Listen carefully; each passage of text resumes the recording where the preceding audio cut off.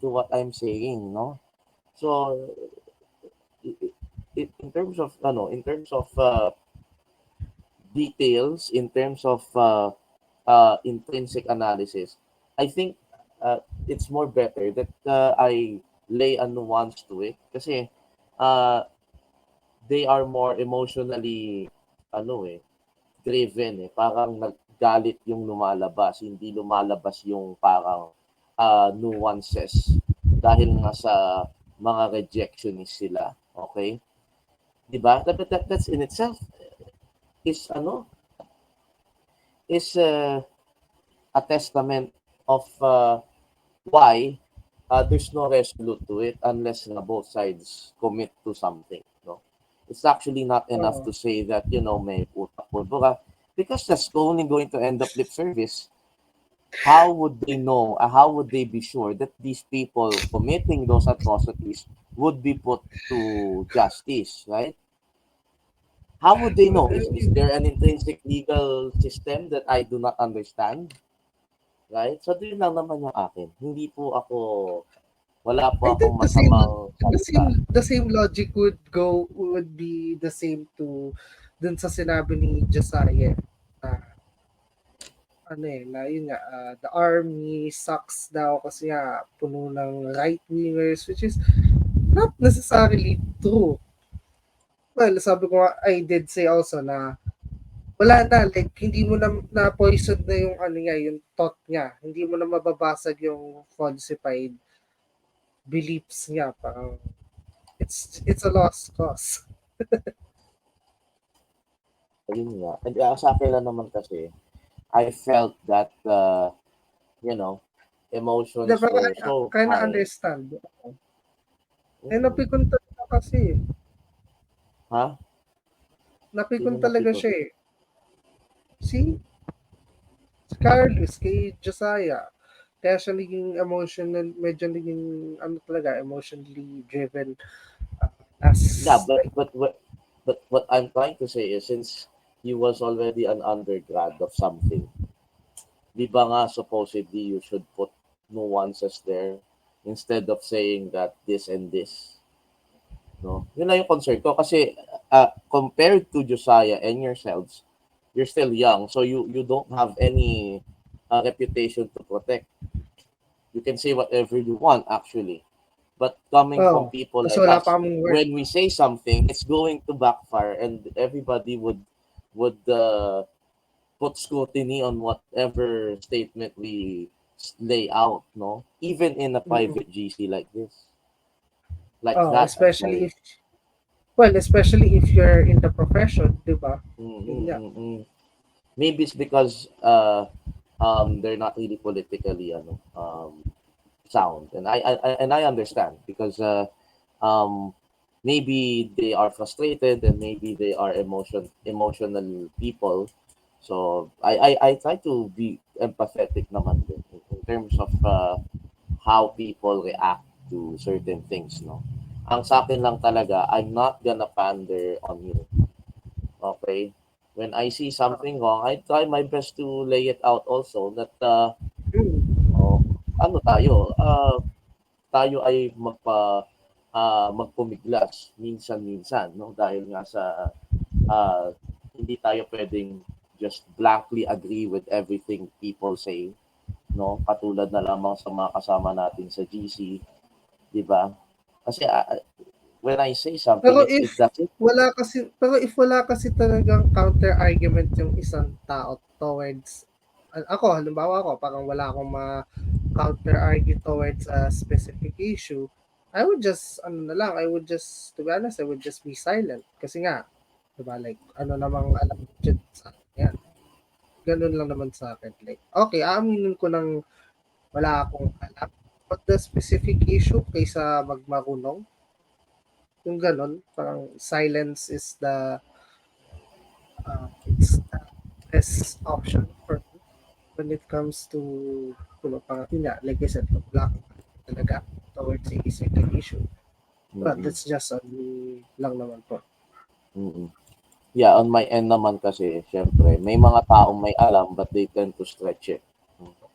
They tend Okay. to, hyper analyze everything and end up, mad. So, ang problema natin, puro na lang ganun. Asan yung solusyon mo? Diba? Yun na yung sa akin eh.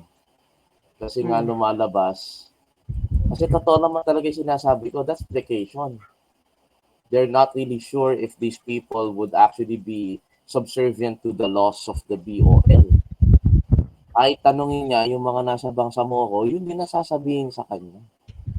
Okay? And he's trying to profess that, na hindi ko alam yung pagkakaiba ng dealing with the communist and dealing with the separatist. I actually know that. No? I think the only thing that I was referring to was the negotiations with the left. I wasn't going to uh, talk about the separatists, no, because it's a totally different ball game altogether. And then you bring it up, no, kasi nga yun nga it was emotionally charged. No, anyway, regardless of that, I don't have anything to say anymore because what have it your way, I have mine. So bahala kayo sa buhay nyo, no. Wala. So May wala kanya-kanya naman tayo. akong pakialam. Wala na akong pakialam dyan. Di naman ako leftist like yourselves. But that's it. No? I'm But I'm sorry. just being, I mean, I'm, I'm yeah. being honest. Natatawa. Why? I know Kasi na I'm not prangka kayo, honest. sir. I'm not authentic person. I don't Hindi. respect. I understand. What I'm saying is, I apologize for laughing kasi this should not be a laughing matter. Like, Mm-mm. pero yung yung pagiging frank nyo, well, yun, it does make me laugh kasi nga, you're honest, diba? As far as I'm concerned. But anyway, Mm-mm. ano yung word na yun? Yung lagi sinasabi niya, No, basta yun, never mind na lang din yung about inaaway that. lahat. Hindi naman yun. Hindi sa inaaway. May ibang word. Yung parang, Hindi ko alam. Bahala na. So anyway, I'm just okay. being frank myself. I cannot lay it off my chest din naman kasi. But that's life. I don't really have anything to say anymore. Parang, uh, anyway. Oh, well, ganun talaga. Kasalanan talaga ni Josiah yan eh. Ay, Josiah tuloy. Si, pangalan niya? Sino? Si Zapatero. Yun nga, siya nga. Siya nga yun. Ayun, kasalanan mo yun. Anyway. Na-retweet ni Bianca Bustamante. Tapos, nakakatawa pa, di niya inamin niya na parang he wanna tax the rich, but then at the same time, he want F1 races here in the country. And sa isip-isip ko, that's not doable. That's never gonna be doable. Oh my goodness. I swear. And so, ito na lang muna. I really don't wanna talk about those idiots na pinag-usapan yung Israel kahit na it's a super whack take. Talking about they can't stop talking about.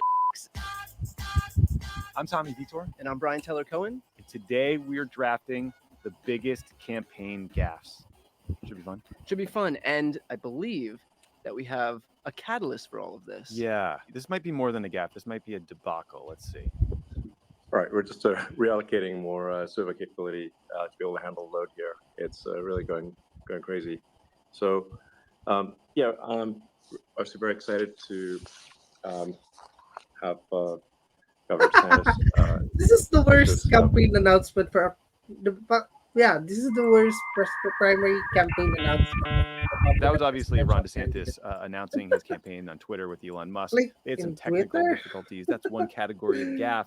Another is you say the wrong thing, or there's a bad image or bad optics. Some of these campaign gaffes are truly campaign ending. Yeah. Some are just really fun. We're going to talk about all of them. We're going to rank them. We're going to pick them. And it's going to be up to you guys to determine that who I wins won here. All right, let's get it going. All right, call in the air. Yep. Let's go heads.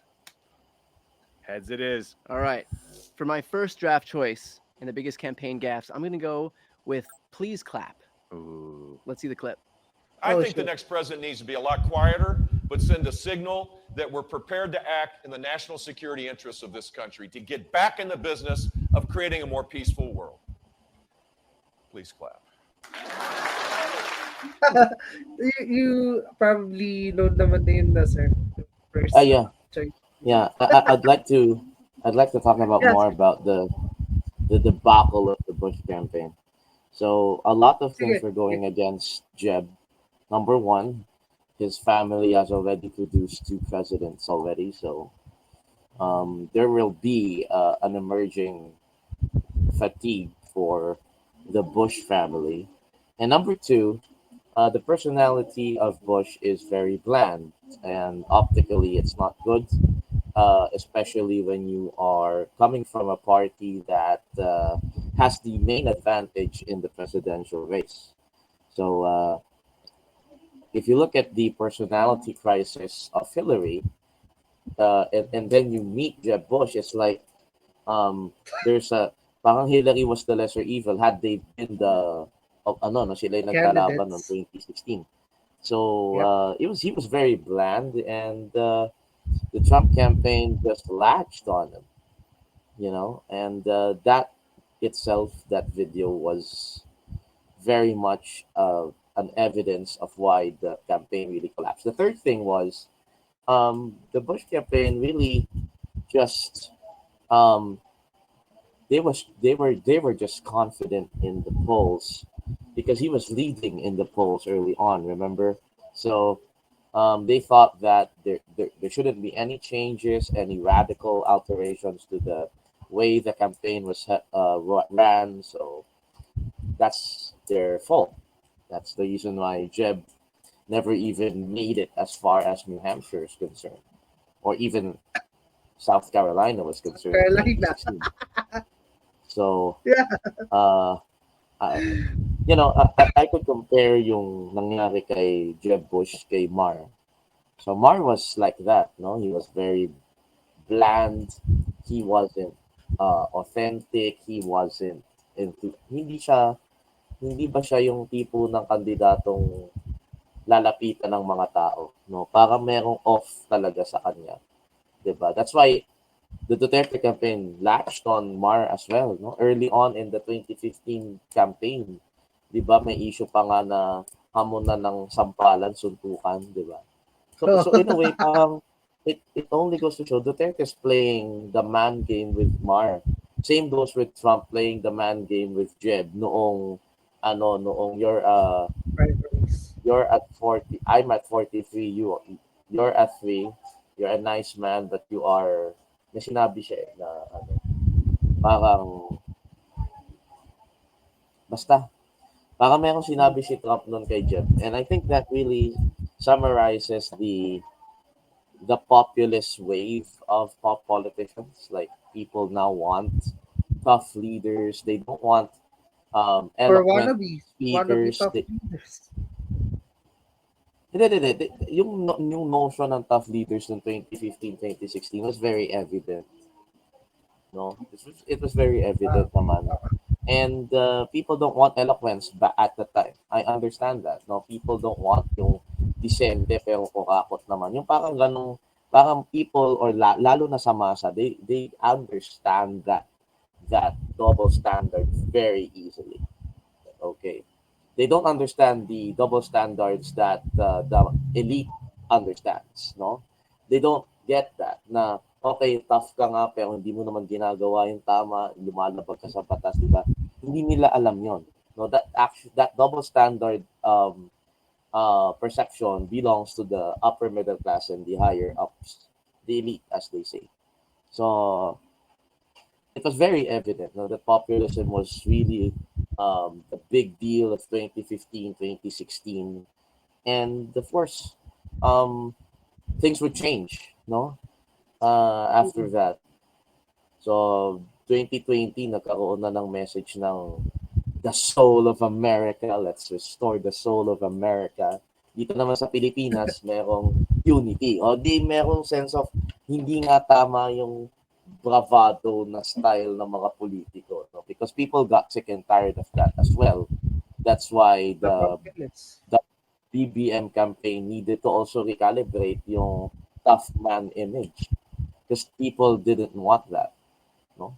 Biden also tried to recalibrate the image of Trump was very divisive. It's not good for the country because America is a powerful nation, so we couldn't let a leader like that rule over us.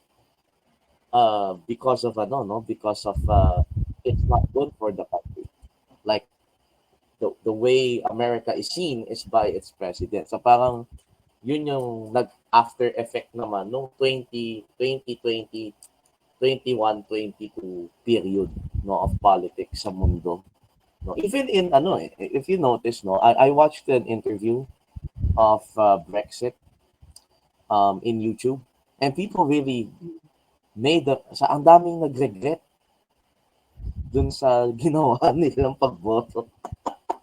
So, sabi ko nga, ironically, well, I was cheering for the Brexit yeah, he was back sabi ng isa doon na I really thought the country or UK would change, but for the unfortunately it better. turned out to be worse.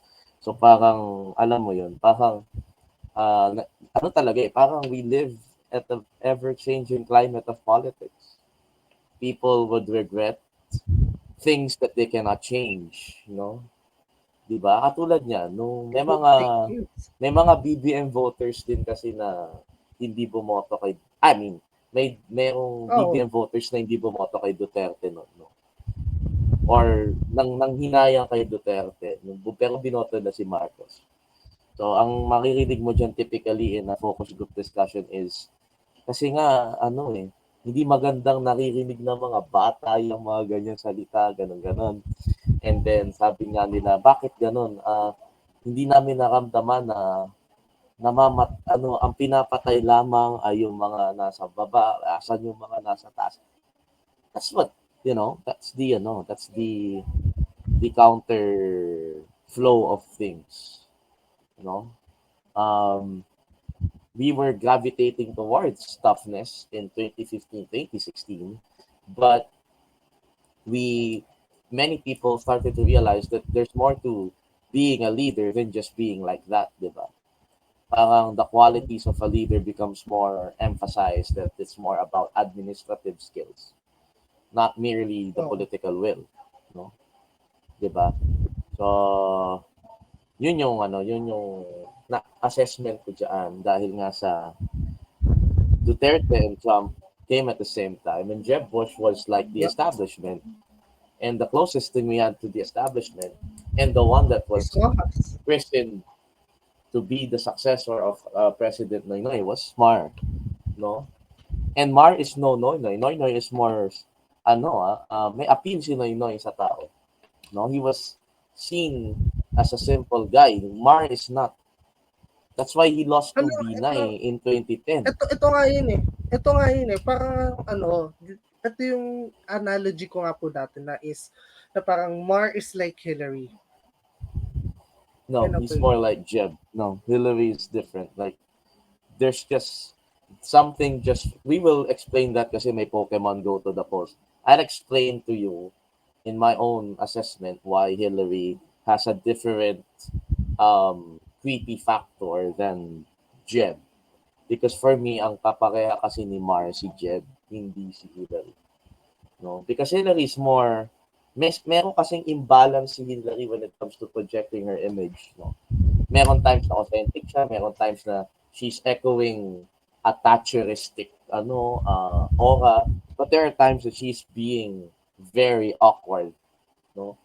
And iba yung pagka-awkward kasi pagka merong baggage, may baggage tsaka merong expectations na sobrang taas na syempre people are going to put her to the pedestal too much because of what's the legacy that she's gonna have had she been the first female president of the US.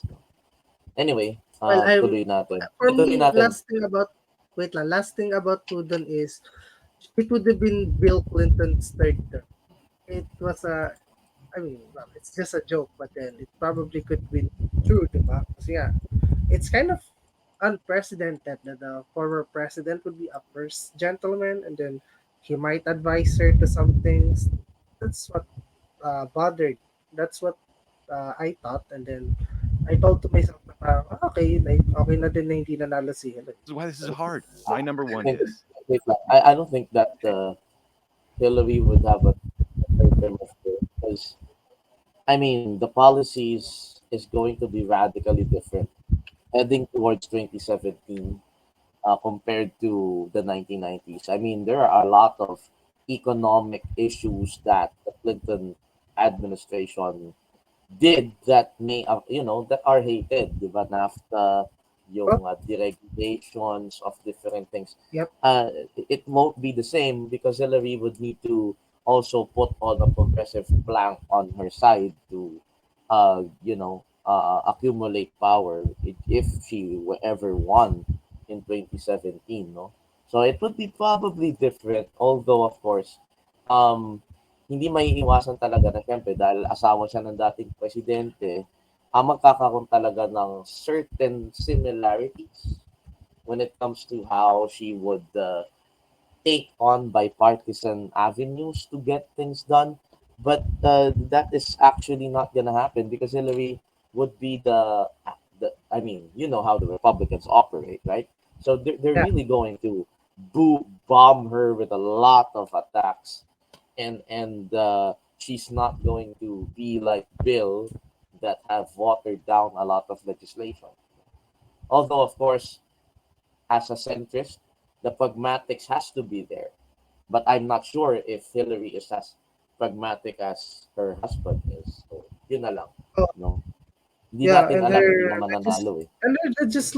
and her legislative record kind of whack. Like, ilan lang yung Mm-mm. napasa niya throughout her almost 9 years in the Senate. Like, three? Three personal legislation. Like, and then and then she rushed in to be president. Like, I think No, that's just bad.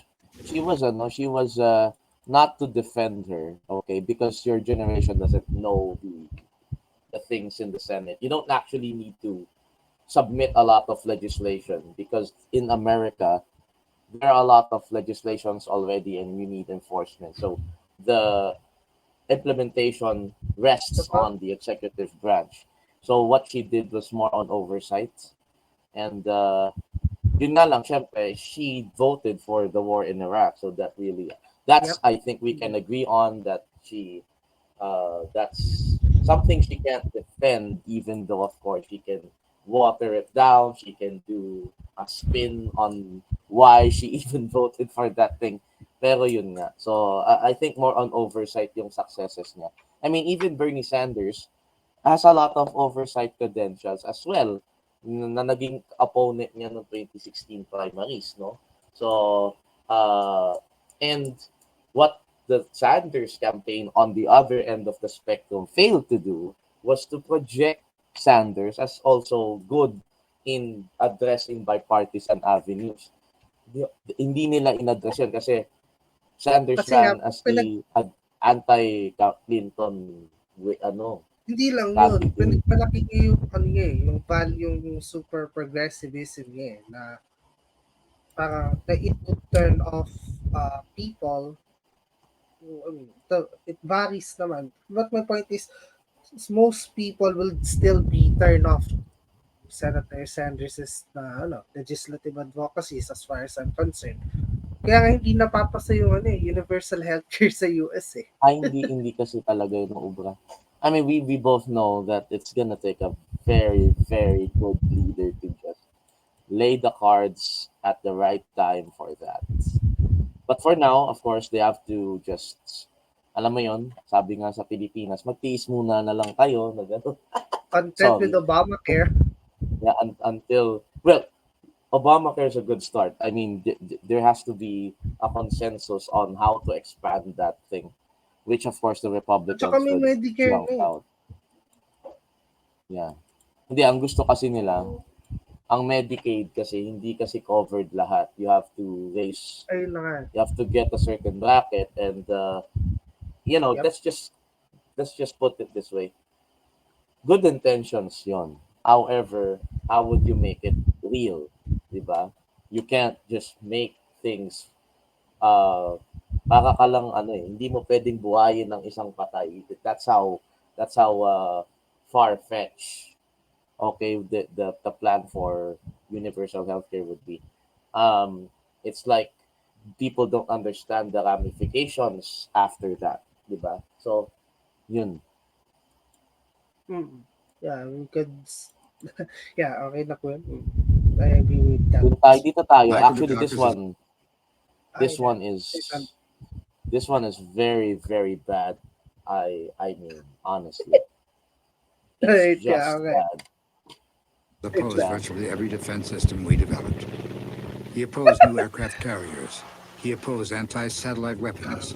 He opposed 4 missile systems, including the Pershing II missile deployment. Dukakis opposed the stealth bomber and a ground emergency warning system against nuclear attack. He even criticized our rescue mission to Grenada and our strike on Libya. Oh my What do you gosh. do with a 30 times spike in daily transactions? Celebrate it. And now he wants That's Michael Dukakis. Right, so yun. Yeah. We're gonna do the comments because we don't want to be hit Yeah. by community guidelines. So, Dukakis was actually a very smart candidate. I mean, honestly, I would have preferred him over Biden, even though Biden was the front runner early on, and then siniraan siya ng tauhan ni Dukakis kasi nga nag-ano siya, nag-Tito Soto siya, no? Nag nag-plagiarize siya ng mga ng mga sinabi niya, no? So, well, in fairness to President Biden, I think he learned his lesson now. But yeah, that was the reason why not na yung campaign ni Biden noong 1988. So, yeah, I mean, Dukakis was smarter. He was more, I think he has more, ability to reach consensus on agriculture because that is one of the key weak points of the Reagan administration at the time due to the laissez-faire economics that was imposed, yung mga freedom to the point that there was no money for farms in the upper Midwest, no? So he could have been strong on that. However, the optics was just bad, and Dukakis always wanted to play the high road. He doesn't understand how the Republicans operate, dirty politics. And kumbaga, yung mga sinasabi sa kanya ng mga Republicans, hindi niya binabalikan, hindi niya sinasagot, no? So, anong nangyari tuloy, he kept on looking for image positioning to the point that he ended up being a fool in that particular clip, no? Yung nakasakay siya Tank. sa tank. So, of course, that is very humorous. I mean, that's very bad. I mean, the way it was projected is very, very bad. Like many people would read. I mean, but I think no, I don't know. No, this is just an opinion. I think nung nakita yan ng mga karamihan ng mga tao, they already decided, yeah, we're gonna go for HW instead of Dukakis because Dukakis is not good when it comes to projecting America's image. No? Kaya nga I mean, it has been the case for every candidate. You need to really show your military allegiance in some ways. No, it's either you became a military man or you are willing to empower the American military industry. No, to the point Yep. that nagkakaroon nga ng issue dahil nga sa you can sell arms and create wars that shouldn't happen, no? But anyway, I don't want to sound and knock them for that, but Not dumb. No, I Ayan. call them not dumbs. Hindi na nila, for me lang. So, Parang hindi so na yeah, nila, no. But anyway, I mean, we all understand. I mean, I understand the complexities of the MIC. So I'm just saying na kailangan talaga maging pro-military yung iyong imahe, no? Kahit naman sino nanalo sa presidency had to least they have to have a defense platform in there. Like, kahit nga si Clinton, I mean, he was attacked. Clinton, the next candidate of the Democrats, was attacked for not serving in Vietnam. No? I mean, even si John Kerry was attacked for um, hindi daw totoo na siya'y nanalo ng Purple Hearts, no? Even though it was dispelled, no? Basta lahat ng, even Trump, no? I mean, to a degree, Trump didn't even serve. Pero kasi Trump sided with the liberates. The liberates, weh! Yun, no? So, As Scarborough said. Naalala ko talaga yun. oo. Liberates, pagka their accounts are not being attacked. But when their accounts are being attacked, then they don't become libertarian. They forget their ideologies. Anyway, This is why I hate fake libertarians. Lalo pag Pinay ka na libertarian, like, tangina, panindigan mo. Kaya nga sabi ko, wala naman talagang... Akala ko ba, wala kang pakialam kahit masaktan feelings mo. I mean, I can be wrong. Wala nga ito nga yan, no? Actually, may limitations yung pagiging libertarian ng tao. Why? Because even the way you care for yourself is, the adherence to the self is actually, a testament as to why even the human condition has to be cautious and not always take everything based on his or her desires. Diba? Kahit ang ating sariling katawan, merong mga signos yan na you need to take care of yourself, you need to regulate yourself. Diba? Ang libertarian kasi parang I don't want to be I don't want to be interfered by no one. But how about yourself? You have to interfere yourself in cases wherein kunyari sa labas hindi ka naman pwede maghubad, hindi mo pwedeng idahilan na I have my right, ganyan. Hindi tama. Naaabuso kasi sir yung libertarianness culture in a cultural sense. So again, isa pa may double standard din ng mga right-wing libertarian na to. Like I said, but then that's for another day. Yeah, but for me kasi libertarianism in itself is also like the left and the right, which we've always talked about, and even the center. I'm not even denying that there are false centrists, di ba? Ang sinasabi ko lang, kahit lahat po yan, merong flaws yan. Okay? Oo. So we have to admit. Hindi pwede yung... Hindi yung isasangkalan mo yung maganda kasi yung ideology at values namin na defend namin to. Like, you're not. Like, kautotan yan.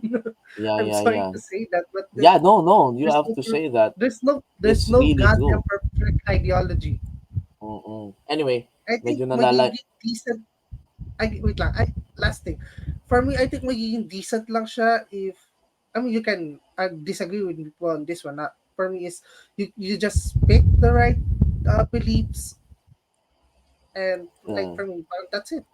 Well, you can actually, I agree to an extent, no, of what you've said. If you pick just the right things from every ideology, you'd be fine.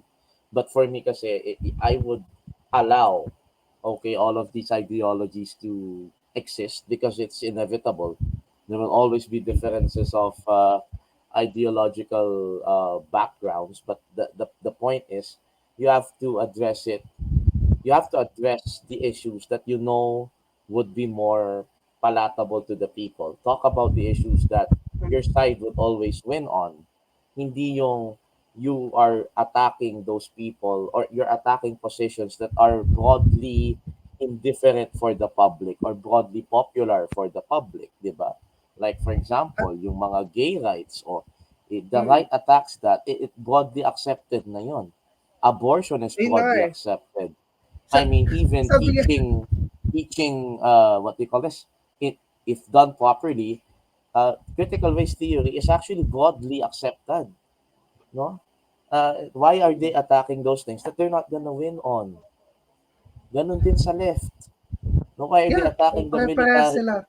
Why are they attacking the foreign affairs of America? It's not a winnable thing because it's broadly accepted that there will Oo. always be differences in hegemonic orders.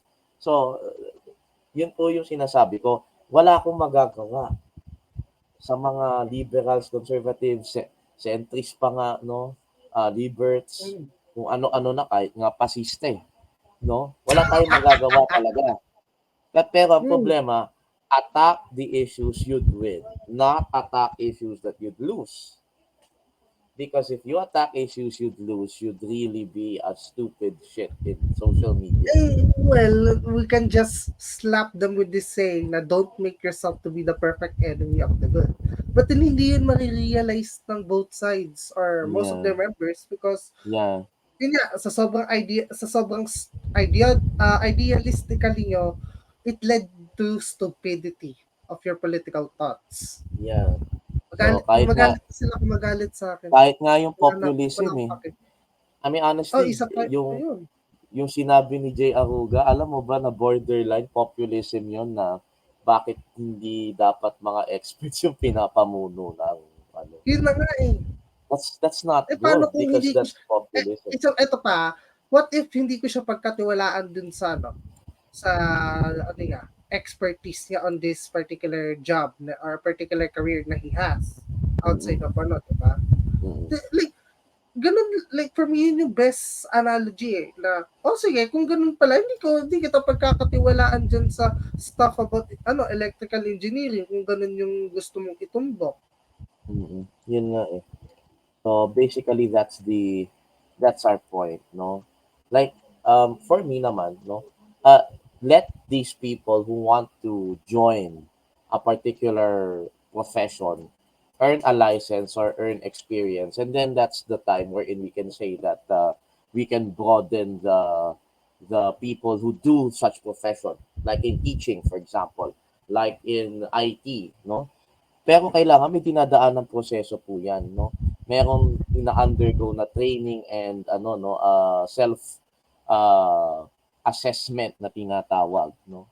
Pero yung to the point na you are saying that discipline or hindi na kailangan ng disiplina para sa mga bagay related sa panggagamot, no? Pag-administer ng bansa. That's actually absurd. It's very, very I guess absurd. sabi ko nga ito nga yung tulad ng sinabi ko kung nakakaano, parang naiwan sila sa ere. Parang gano'n, may pagka-bitterness ang mga righties as far as I'm concerned. Yeah.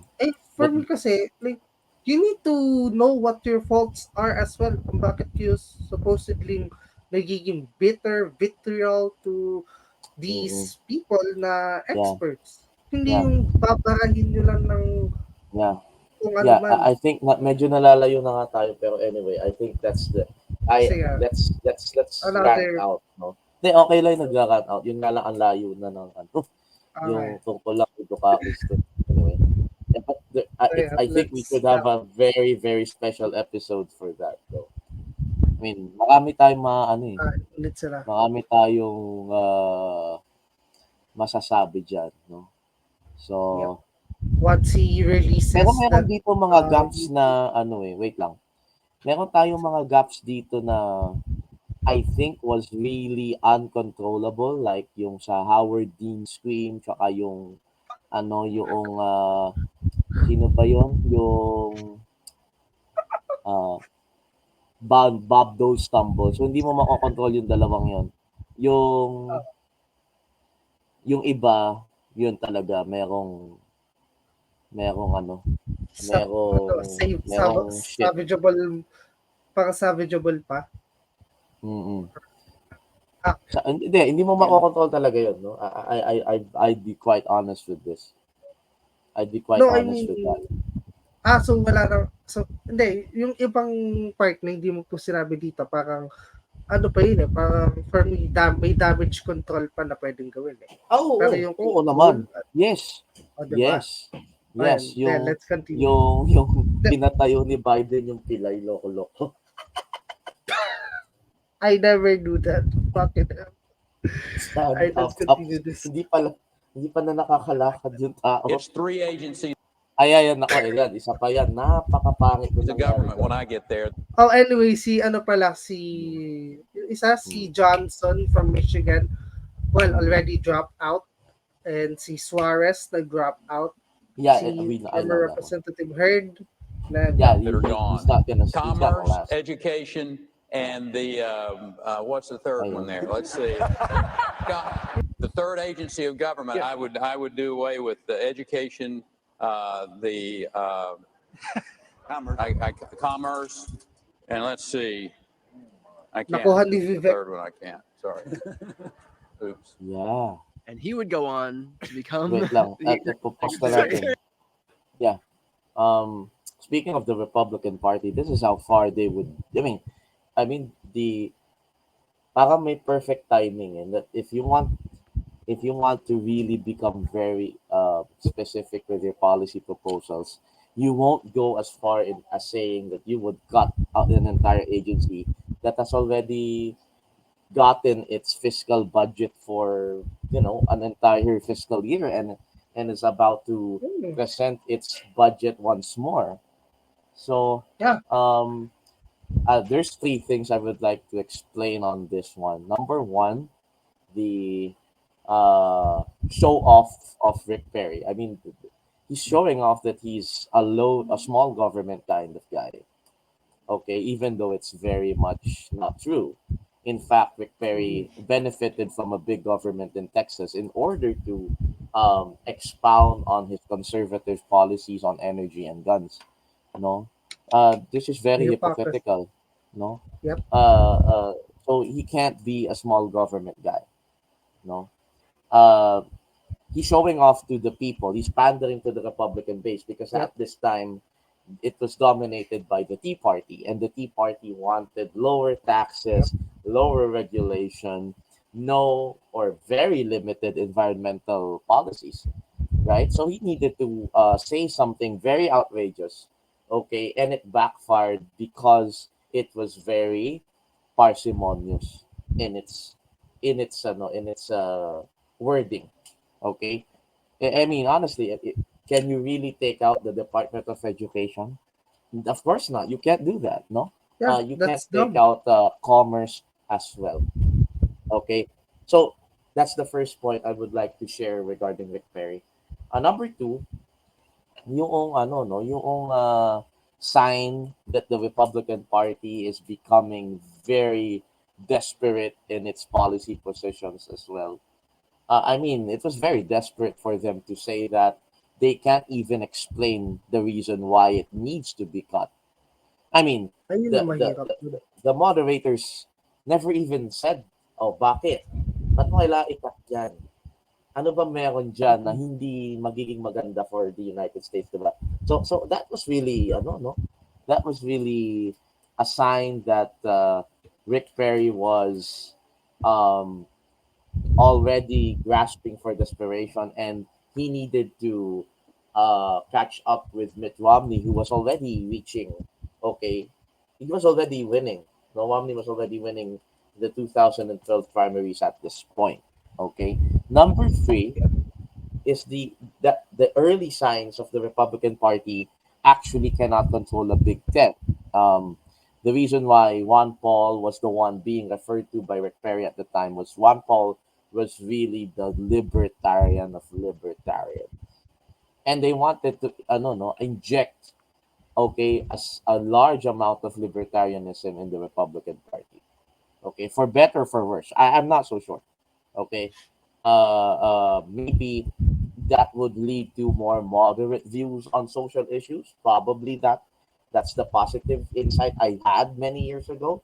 But the negative side is, I mean, if you're going to um, do that, right, it would sacrifice a lot of things that the Republican Party is known for. Like, for example, military and security issues are dominant in the Republican Party, and you can't be a Yep. libertarian when you talk about the military.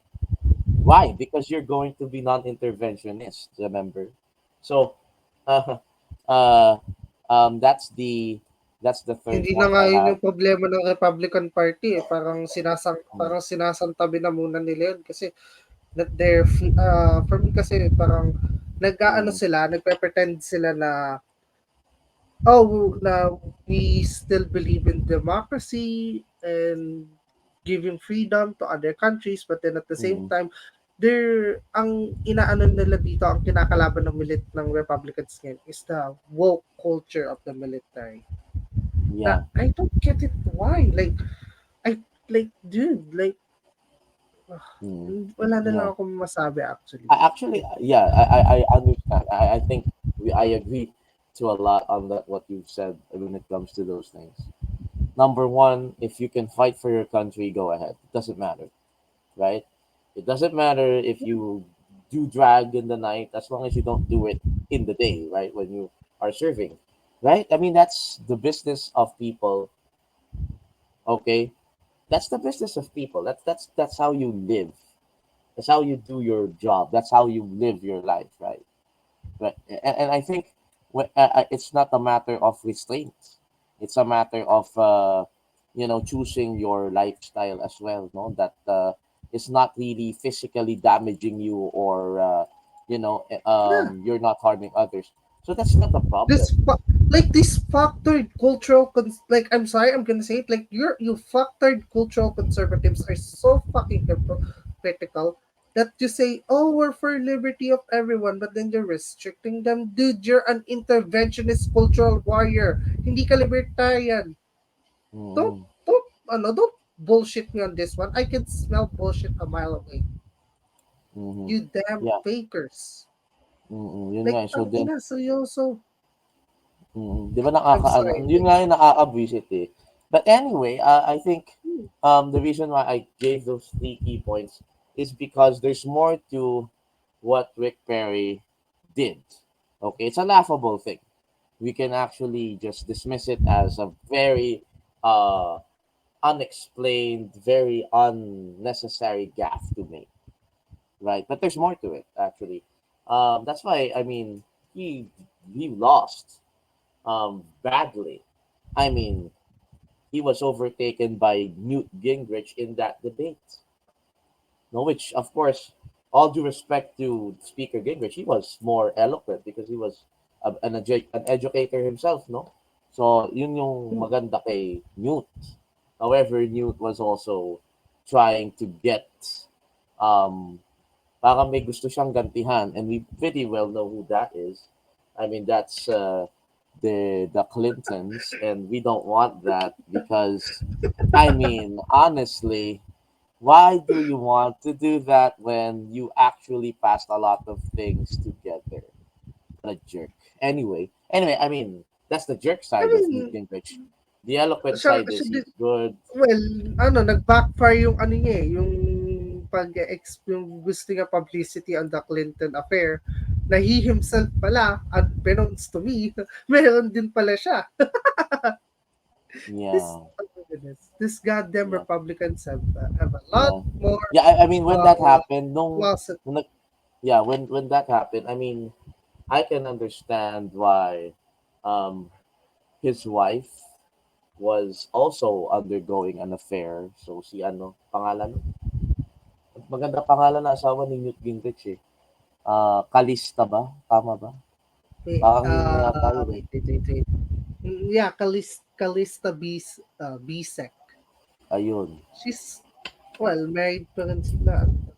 Yeah, but she had an affair and he had an affair. So yeah, that's really traditional values in its finest, isn't it? Anyway, ayoko na lang magparinig kasi when conservatives do it, it's actually a challenge.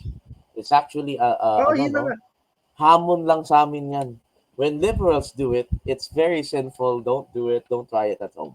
Ang kapal ng That's mukha nyo, like, oo. ina. Wala Ay! na. Gago talaga kayo. Oh, di ba? Nakakainis yung hindi, matagal naman. And I'm so regrettable to befriend these fucking idiots in the first place. Oh my God. Like you can never realize the mistake of your own brethren. Like sasabihin nung isa na ang napapakinggan ko lang kasi lagi yung mga yung mga nasa CNN. Well, like, dude, like screw you. Like talagang echo chamber ka lang. Hindi mo Hindi nga na pwede, maintindihan no? hindi mo nga maintindihan yung ethos ng philosophy nila Peterson at ni Harris. Ayoko na, baka puntahan na naman to ng attack dog mo. Tapos mag-chat sa akin, pero buti, in-ignore ko na siya. So, Yeah. buti naman. And I mean, let's just let the attacks keep on coming because we're ready, right? So anyway, doon na tayo. Nalalayo tayo. May other Medyo. day talaga sila sa atin. Tinigil ko na lang muna. I'm holding off right now. Okay, I'm gonna go with Tara. the Howard Dean scream. Ayan, You know something? medyo Not only controllable are we yan. going to New Hampshire, Tom Harkin, we're going to South Carolina and Oklahoma. I think if he would have won the nomination, I think he would have taken Senator Harkin as his VP. Most probably. Yeah. Those were the days where Iowa was a swing state. Now it's not. It's a red state. Yep. So. Pero Times have Grassley's changed. no, but Senator Grassley's vote is decreasing. Yeah, but that's the local races are not the same with presidential races. I mean, honestly, Iowa has been more safe red than Ohio, in my honest opinion. I mean, for me, in my honest assessment, Iowa is more, more or less, tawag dito, more or less, ito ay Like you safe are. red na I talaga. think No, safe na. for me, well, yeah, okay. Pero Anyway, let us pero be let us be proven sige, wrong with the elections coming. So we don't know. natatawa nga ako doon sa prediction ni Arcelia. Sino ang sila? But- Jesuran? Nung nagpe-predict siya. Oo. Like, hindi ba alam yan ng US Navy, dude, na ginagawa mo yan? Yeah, that's Like, actually bad. You can't be like you should political. be non-partisan. Yeah. Kaya nagtataka nga ako, sabi ko, sumali ka pa ng Navy, but then you're being partisan at the same time. Like, galit ka ba kay President Biden as Commander-in-Chief? Like, pwede mo naman sabihin yun eh. He can be Yeah. honest with that. But, yeah, whatever. Oklahoma and Arizona and North Dakota and New Mexico. We're going to California and Texas and New York. And we're going to South Dakota and Oregon and Washington and Michigan. And then we're going to Washington, D.C. to take back the White House. Howard Yeah. Dean, that's him after the Iowa caucuses. He took third. Yeah. Let's comment on that. I think for me, Howard Dean was one of those supposed people that could have been more feasible than Kerry. Although I'm saying this because I was already alive at this time. I already had the mind of my own, and I can honestly say that Howard Dean was he was more of a grassroots campaigner, and he had more appeal to the people instead of John Kerry. I mean, with all due respect to Secretary Kerry, I think Kerry was really more of a policy-driven guy, but he was also boring to an extent, right? He was boring to the extent that Bush played him around in the battle of ads. No, although in the debate, and Vaughn would say this because I think he voted for Kerry also. Kerry was more detailed about Iraq. He was detailed about Afghanistan. The Bush, I mean, honestly, W was not. He wasn't. He doesn't even know what he's saying sometimes. But yeah. And then mali pa siya ng kinuhang envoy.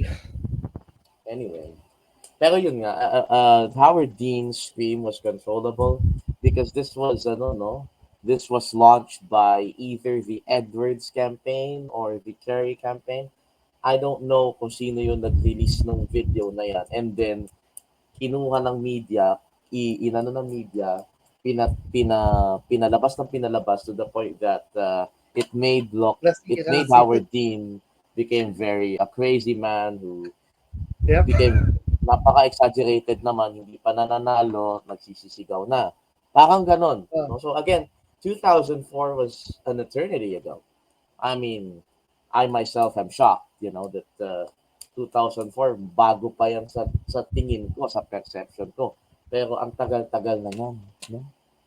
I mean, anong year ka pinanganak? 2000? 2003.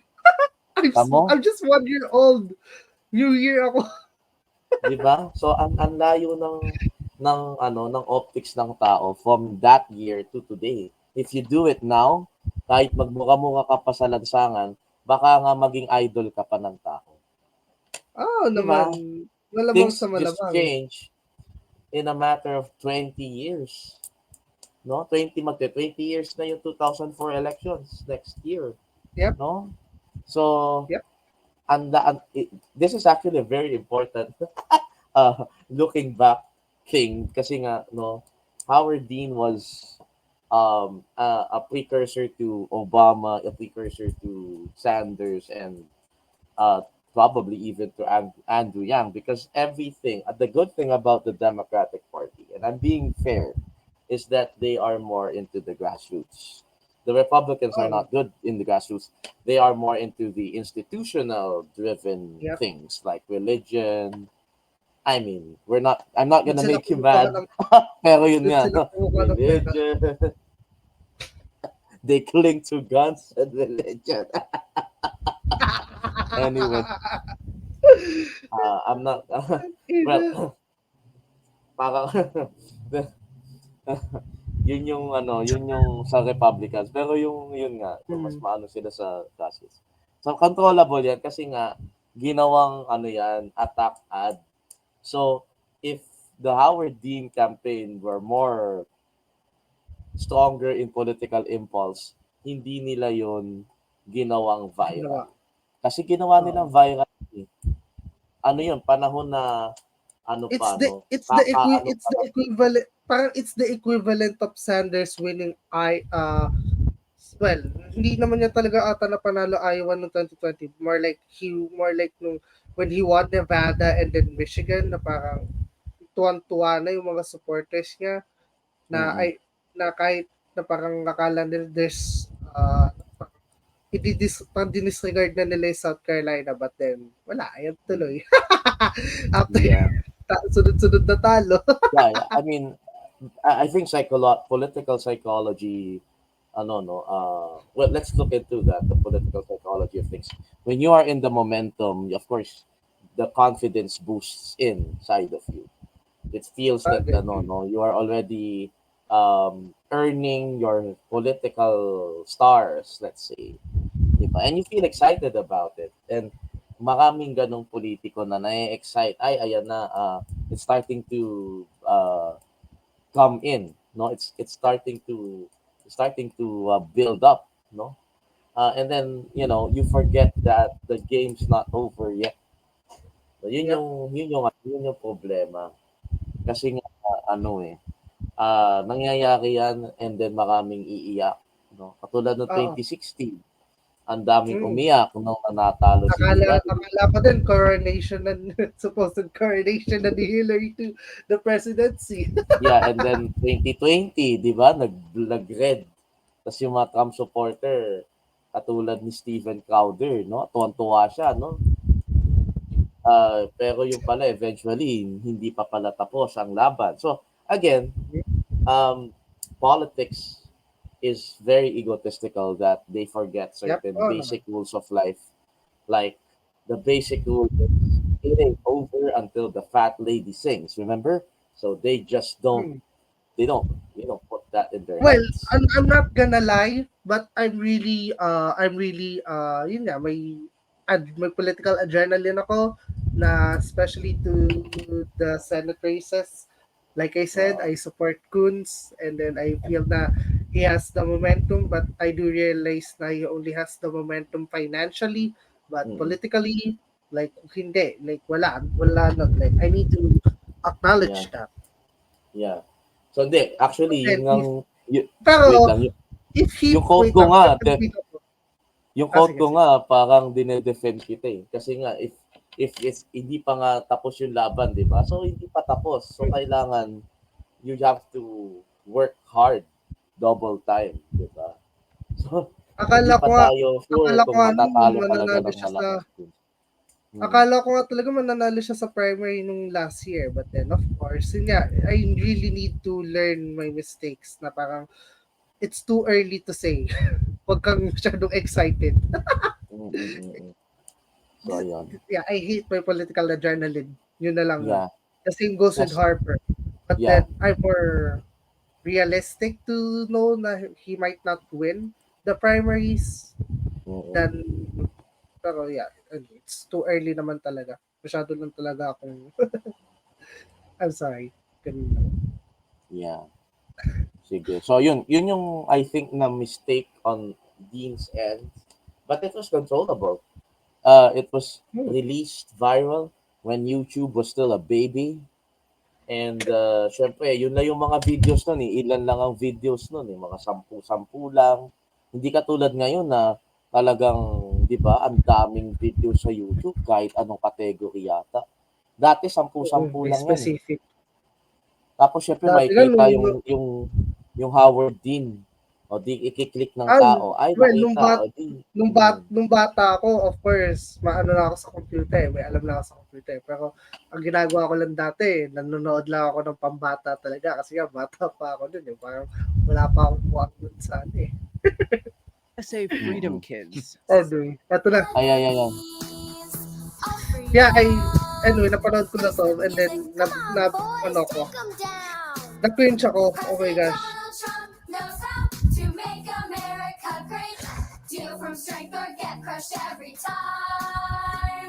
That's hard to watch. Yeah, it's so weird. Nagmukha silang Actually, North Korean kids.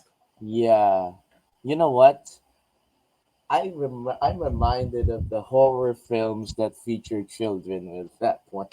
I mean, honestly, para silang mga, alam mo yun, para silang pinadala ng isang evil person and then i-brainwash nila yung mga tao. Yeah. Yeah. And they say they're against grooming. Oh, come on. Yeah. That's right. And that one is not actually bad. You're teaching children, oh, you cut the enemies down. Is that, I mean, we all know that self-defense is important, right? But teaching children, I mean, honestly, about those words, parang hindi naman tama, di ba? So, yun nga tama ka sa sinabi mo na may double standard talaga yung canon when it comes to, Hindi, ikaw din naman, sir, ang nagsasabi na noon pa eh. Parang I'm just catching up.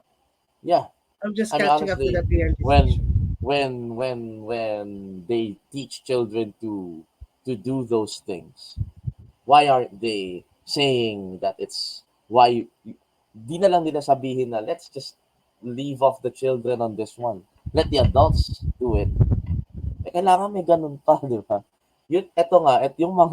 I mean, for me, this is more than just a gaffe. This isn't a gaffe. This is a concern of even morality in itself. Why would you let children say those words? I mean, we teach children to love. We teach children to share. Kasi right? For me, kasi parang may mga incel adults. Ngayon na nga. May mga walang niya sila eh. Nakakagalit. I mean, for hindi mo lang halata pero nakakagigil yung ganun. Kasi nga, syempre, paano kung anak ko yan? Di ba? Ang pangit. Yung ni Governor DeSantis, you know that ad, right? Nung 2018, na niya? Like, make America great. Like, what? You're sinasangkalan mo yung anak mo for a shitty political campaign? Yeah. Just to, umimod sa puwet ng mga Trump supporters? Yeah. And we can add into yung, there's a proper way of, so much for saying we protect children. Yeah, that's true. When they exploit children, it's okay. It's fine. But when the other side does it, parang masusunog na yung mundo nyo, parang magugunaw na yung mundo, di ba? Alam mo naman yun eh. So, Wala nang so, bago. so, hindi, ito nga yung sasabihin ko, no? Adding into this discussion we have, there's a proper way of not using, but incorporating children into political campaigns. It's as if you are guiding them, leading them, and you also respect the autonomy of the children because children want to know certain things that are very much complicated, and people need to simplify it, right? So, that has to be done. Okay? Hindi mo pwedeng diktahan yung bata. No? You guide, you discipline. Ito yung mali sa ibang teacher. No? I'm gonna say it as dahil teachers month naman. When you guide and discipline children, you don't dictate to them what to do. Okay? You let them know the consequences of their action. Okay? That's why you reprimand. That's why you do things that are punitive. But you don't dictate. There's a difference. Kasi ang nangyayari sa isang conservative household, you dictate, which is wrong. Why? Because lalaki yung bata na self-centered. Kasi nga, diniktahan siya eh. Diniktahan ka, ito yung tama. Hindi ka marunong maging empathetic sa iba. Hindi ka matututo na umunawa sa ibang tao. Diba? Siguro yung mga pero for me ito lang po parang siguro yung mga nakikita nila na na parang hindi naman dapat talaga ginagawa habang lumalaki ka. Siguro yun pwedeng pwedeng ma-enlighten yung mga bata on why mali pala ako ng wording that. Sorry. Gosh, that came out wrong. Never mind. I'm sorry.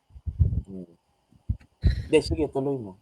I'm just saying that, it came out wrong yung sinasabi ko. I was gonna say na parang you should explain to the children kung bakit morally wrong to itong ibang ginagawa ng ibang adults and why you should you should not do it. Parang ganun. Exactly. That's not even, hindi naman dictation yun eh. It's more of a guide. Yun nga. Mali nga, it came out wrong. If you guide and discipline children, you would tell them, eto bakit, huwag niyong gagayahin yan kasi mali yan. It's a guide. It's not even dictating. Because these children would still have the free will to not follow you, di ba? So, yun lang yung problema. Hindi, kasi nga, yung sinasabi ko, yung mga tipong, alam mo na, lalo na sa inyo, sa generation nyo, may ganun talaga. No? And that's a concern kasi nga, it's not the fault of the kids. It's the fault of those that are with them in their household. No? Marami na naman mag-aano sa akin, pero yun naman talaga totoo. Unless yung bata talaga lumaking may common sense din. So, that's another topic. That's another issue. Oh, so they did escape bomb it. I don't know that they escaped, but yeah, I don't know. It's real weird, man. Wow. All right. I'm going to go with Janine Pirot's missing papers. Janine Pirot, the Westchester County DA, that's what she is, announced in May that she would possibly run for the U.S. Senate. Now she's going to do it. During her official announcement today, she stumbled in her speech after losing a page. The two women, Hillary Clinton. Oops. Do you want page 10? Who's got? Yeah. Wine drunk Fox News host, Janine Pirot was the Westchester County District Attorney that's in New York. 2006, she decided the primary to run against Hillary Clinton in the general election. That was her announcement speech. The reason I love this one is it was basically a campaign killer. Everything went downhill from there. One of her problems, by the way, in that campaign was she was seen as too moderate because she supported abortion rights and gay rights. Yes. I also like to try to think about. Wait lang. Let's pause on that. I mean, this is the problem. When you're just moderate for the sake of being moderate, you're not really moderate kasi yun talaga ang paniniwala mo. And you didn't change. People in New York understood that. they understood that Tira was really a conservative. She needed to, parang obvious kasi yung galaw niya, especially running in a blue state, no, against a formidable candidate. So, napakahalata, no? Something that I guess other New York Republicans tried to avoid because ang laki talaga ng expectations for Piro to be to at least make the campaign competitive in New York Senate in 2006. But it turned out to be very bad for her when it comes to um trying to appease people by, I will position myself this and that, even though it was not authentic of her, because she is a conservative talaga, a very conservative New Yorker, no? Kung siya yung tumakbo sa upstate, she would have won because she's like sino yun? Elise Stefanik, no? Yung congresswoman ng New York ngayon. Yeah. Tsaka syempre yung paborito nating sinungaling, si George Santos. Si Akla! The lying gay Republican. Anyway, hopefully he loses next year, but I'm not sure. Do you think he'd lose? I mean, we're talking about New York politics, so bring up in the not data analysis, he might with the right candidate.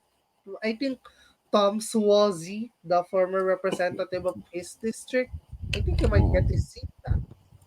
Okay. But then for you to retire, but then come back, like it doesn't make sense. Like you cost the house too of your retirement. Like you chose the retirement and then you regretted it pala. And then you're trying to make a comeback. Well, let's see if your third district voters. Yeah, maybe it depends on if he was liked when he was there. If he wasn't liked when he was there, he would still win though. Para lang dito yan sa politika ng Pilipinas. No? Just to add into the discussion na pagka nag-retire ka tapos na-miss ka ng mga tao, babalik ka sa iyong dating seat or na-redistrict na yung iyong seat, no? Iboboto ka pa rin. No? In fact nga, may mga senador tayo na magre-retire, quote and quote, tapos nagko-congress, babalik uli. Like in the cases of si Lauren, no? Nag-retire siya, quote and quote, tapos bumalik siya ng Senate. No? I mean, nag-congresswoman siya ng Antique, tapos bumalik siya ng Senate. So, it depends on the popularity. I think people are not really that heavily high. They don't have the moral high ground to say na ay, retired ka na eh, tama ka na, manahimik ka na. Katulad niya, like President Duterte might run for the Senate. Diba? And that is that's a sure win for him. No, I just believe he would, but we don't want him back for sure. But anyway, the people want him back. He's not gonna even write legislation. Yeah, I think he's just gonna be there for the sake of. Yeah. Wag niyo akong husgahan, sabi niya ganun. Tapos sabi niya, wala na. And then balak pang i-Senate President siya na ma-allies niya. Like, it's not gonna happen. It's not gonna happen. Seriously, it's not gonna happen. If they don't have the votes. Ay, di, mali ako. So be it. He still have clout, I guess. I guess, no? Sabi niya nga, wala nang opposition ngayon. Sabi niya gano'n, no? Just let the government do it. Everything. Ganun pa siya, no? Tapos nung panahon niya, wala opposition. Gustong-gusto niya. Double sarcasm siya dun eh. Oo. Kapal na mukha talaga. Anyway, we're not gonna... Baka mamatay pa tayo dito while talking, no? We don't know. Right? So, let's just proceed. May sniper na. Baka may sniper na. Oo. May sniper. Matokhang pa tayo, tapos sumbong pa tayo ni Hans Marcon. Anyway, Woo! Name drop pa. Ako nga, ang pagod na nga ng subtle na pagpaparinig ko. Ikaw naman, you drop the bomb. Whatever. Well, Kaya ano natin, well, di naman yung maiinis. Di naman maiinis. well, Janine he Pirro would actually say, loves Janine those Pirro. things. Loves those things, so I'm gonna do it. Alright? And I'm gonna do this reporting on accent Janine because Pirro. I know that he loves Okay, so for my next one, I'm going to people go with Marco that Rubio's hates below the the belt joke. Let's that watch this speaks one. in English. He's always calling me Little Marco. And I don't think that he's taller than me. He's like 6'2", which is why I don't understand why his hands are the size of someone who's 5'2". Have you seen his hands? They're like this. And you know what they say about men with small hands? You can't trust them. You can't trust them. You can't trust them. I think right off the bat, for a party that claims to want to protect the masses from undue sexualization, these people cannot stop talking about dicks. They can't stop talking about dicks. It's just like they're relentless. pause There's on so that, many yeah. kids behind. Yeah. See? So, parang ano lang to, same comment as yung kay Donald Trump, yung nag-ano siya ng mga bata. And honestly, another sign of desperation from a candidate that's already on the brink of losing the primary to another candidate. So, binalikan siya dyan ni Donald Trump eh. So, anong nangyari, dun sa debate sa Fox News, sabi ni Donald Trump, my hands may be small, but there's definitely nothing small down there. Ganon. So, tumawa yung mga tao. So, parang ito na yung transition ng dito na nagsimula yung next wave ng culture war, if you notice. No? Dito na nagsimula yun. Nandiyan ka pa ba? Hello?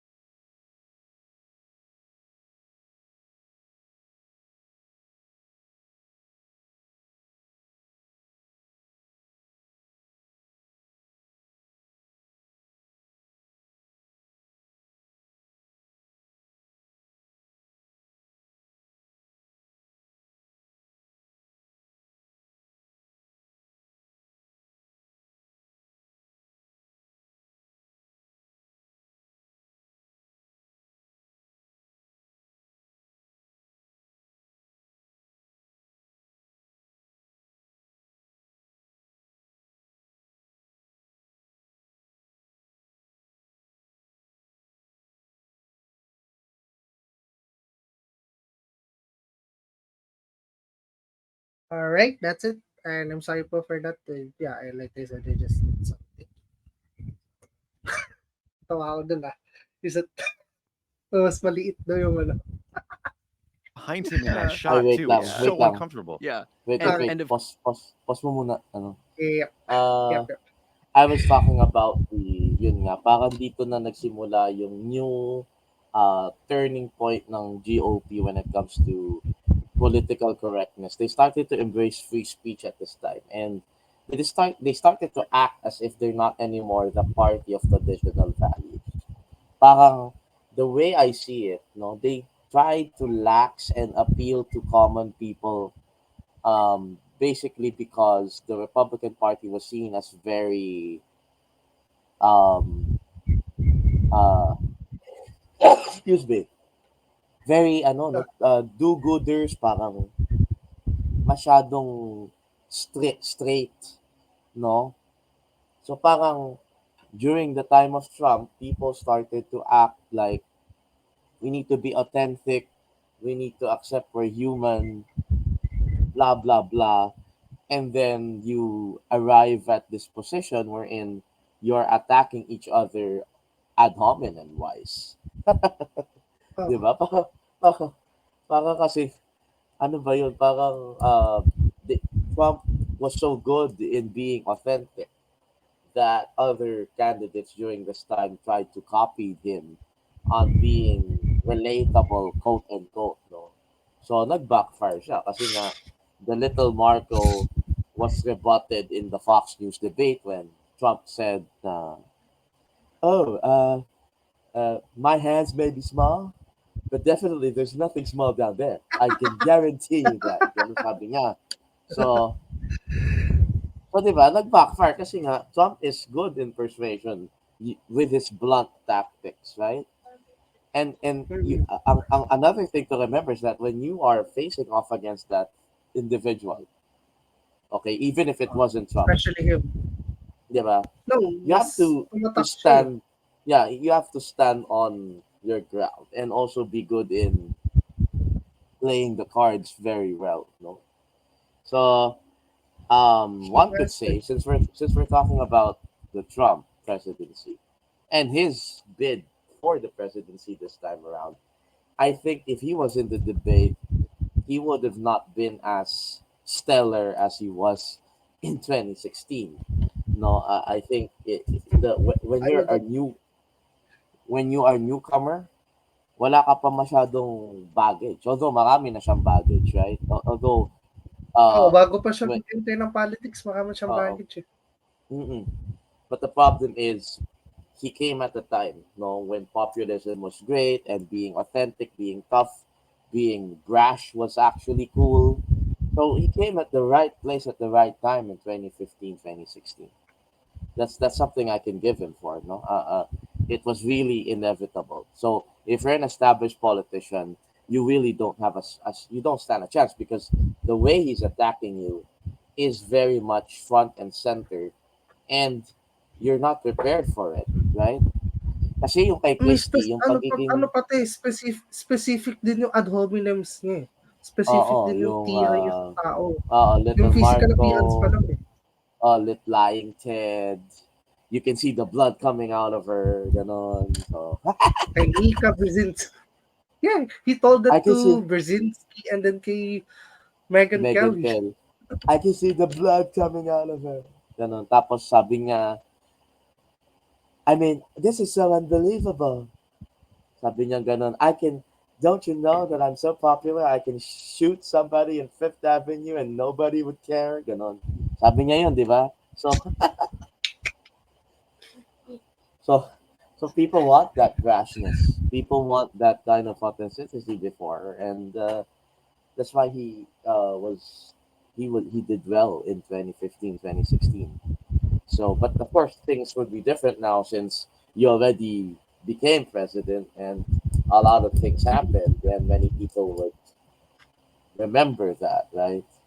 Although the Republican base was so gravitating towards Trump that they don't really care. Like what I've said in our GC, they just basically worshipped him, right? So, that's the... Wala na, nandun na. Wala na tayong magagawa dun. Wala na, no? Parang magjowa lang yan na akala mo magkaaway sa simula, pero ayun na pala, nagkainlaban na.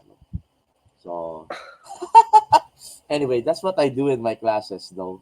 I use love as an example so that people would understand it, because young people like to love and they want to love.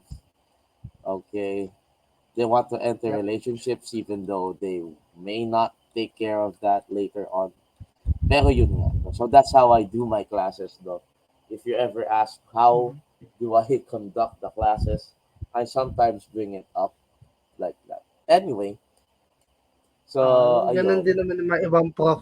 Ganun din naman ng mga ibang prof. So yun. Right, ito naman. Right, yeah, this is the worst. This is really not a gap. It's a good one. All right, I'm gonna go with Bob Dole's Tumble. I really feel bad for him.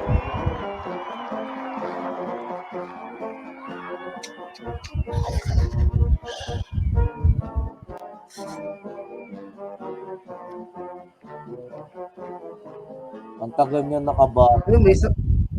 May isang kupal natatawa. Grabe. Yeah, see, look at the Republicans. They're laughing when their candidate falls down. What a jerk. Anyway. Pero kung si Trump yun ngayon. Maraming maawa. Boo-hoo. President Trump, I will pray for you. Yeah, that's what we're gonna say. Tapos kakampihan na naman siya ni Pink Maga. Sabi niya, wow, what? Anyway, akala ko ba friends kayo? Anyway. Hindi, iba sila. Like, hindi nga ako nag-name drop po eh. Yeah. Ni Chua, oops. Yeah, in a way, medyo friends naman kami, pero way ako sa kanya. Lumalayo ka na. Anyway, Kaunti lang. Anyway, another day na sila. Pwede ba tayo mag-shoutout sa isang foreign YouTuber? Like, shout out to Mr. Beat, because Mr. Beat is he loves Bob Dole and Senator Dole. The late Senator Dole is a fellow. Yeah, he's also from the state of Kansas. So, Mr. Beat, if ever watching, we're doing this, and this is how Philippine politics is done. So I'm sorry. So you may hear certain things that are. Well, actually, speaking of that, may siya. May siya. Naging commentary about sa Philippine-American War na ni-request ni Uriel. Oh yeah. Another friend. Ang dami na nating friends, anyway, batiin lang natin yung mga friends natin. Si Uriel, si Hans Marcon. So, joke lang yun na wala po kami sinabing masama. Sinabi lang namin gano'n. Yeah. Wala kaming nilait sa kanya. Oo nga. Issue hindi tao. Hindi ako tulad ni Slenderman. Oo, hindi namin binabanatan ng ganun lang yan. No, ang aming mga tinitira yung mga supporters, yung mga tao, pero hindi yung figureheads nila. Okay? So, sino pa yung mga babatiin natin? Pasalamatan natin si wag muna I mean, they're part of this, so we're not gonna say them anyway. Sino pa ba yung mga Uriel Astillero, Hans Marcon, si George Chua. Alam nyo, we miss you a lot, no? Sana aloy tayo. Red Lechon, yan. Good evening sa inyo. Pasalamatan din natin yung mga sponsors natin. StreamYard, yan. Ano pa ba? LMS Education Services for my checking of papers tonight. Ayan.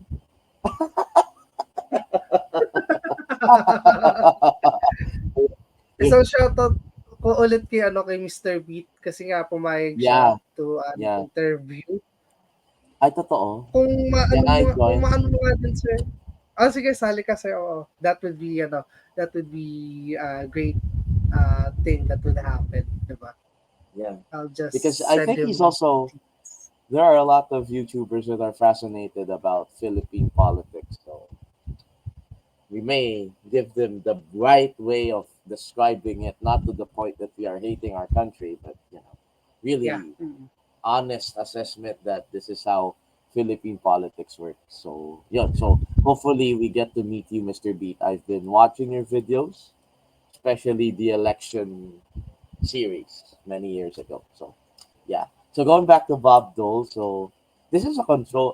This is something you can't control. Like um, what Dole wanted was a more complex, I don't know, engagement with the people. That's why he really wanted to do things that his own his own body cannot really contain, right? And the bad thing there is that ito nga ay hindi na nga siya hindi na nga yun sinasadya, hindi naman wala namang gustong mangyari yun, pero naging yun, naging impact yun dun sa pinapresent ni Clinton na alternative that I am in the right age, I am more I'm more adaptable, I'm more I'm more energetic to do what is needed compared to Bob Dole, who has experience, but you know, we have to be concerned for him. We have to be worried for him all the time because of what transpires, no? Na maaari siyang malaglag, maaari siyang madapa, 'di ba? Maaari siyang magkamali ng salita, 'di ba? So the age versus experience factor played in the 1996 elections. Although Well, hindi lang yun for me. Mhm.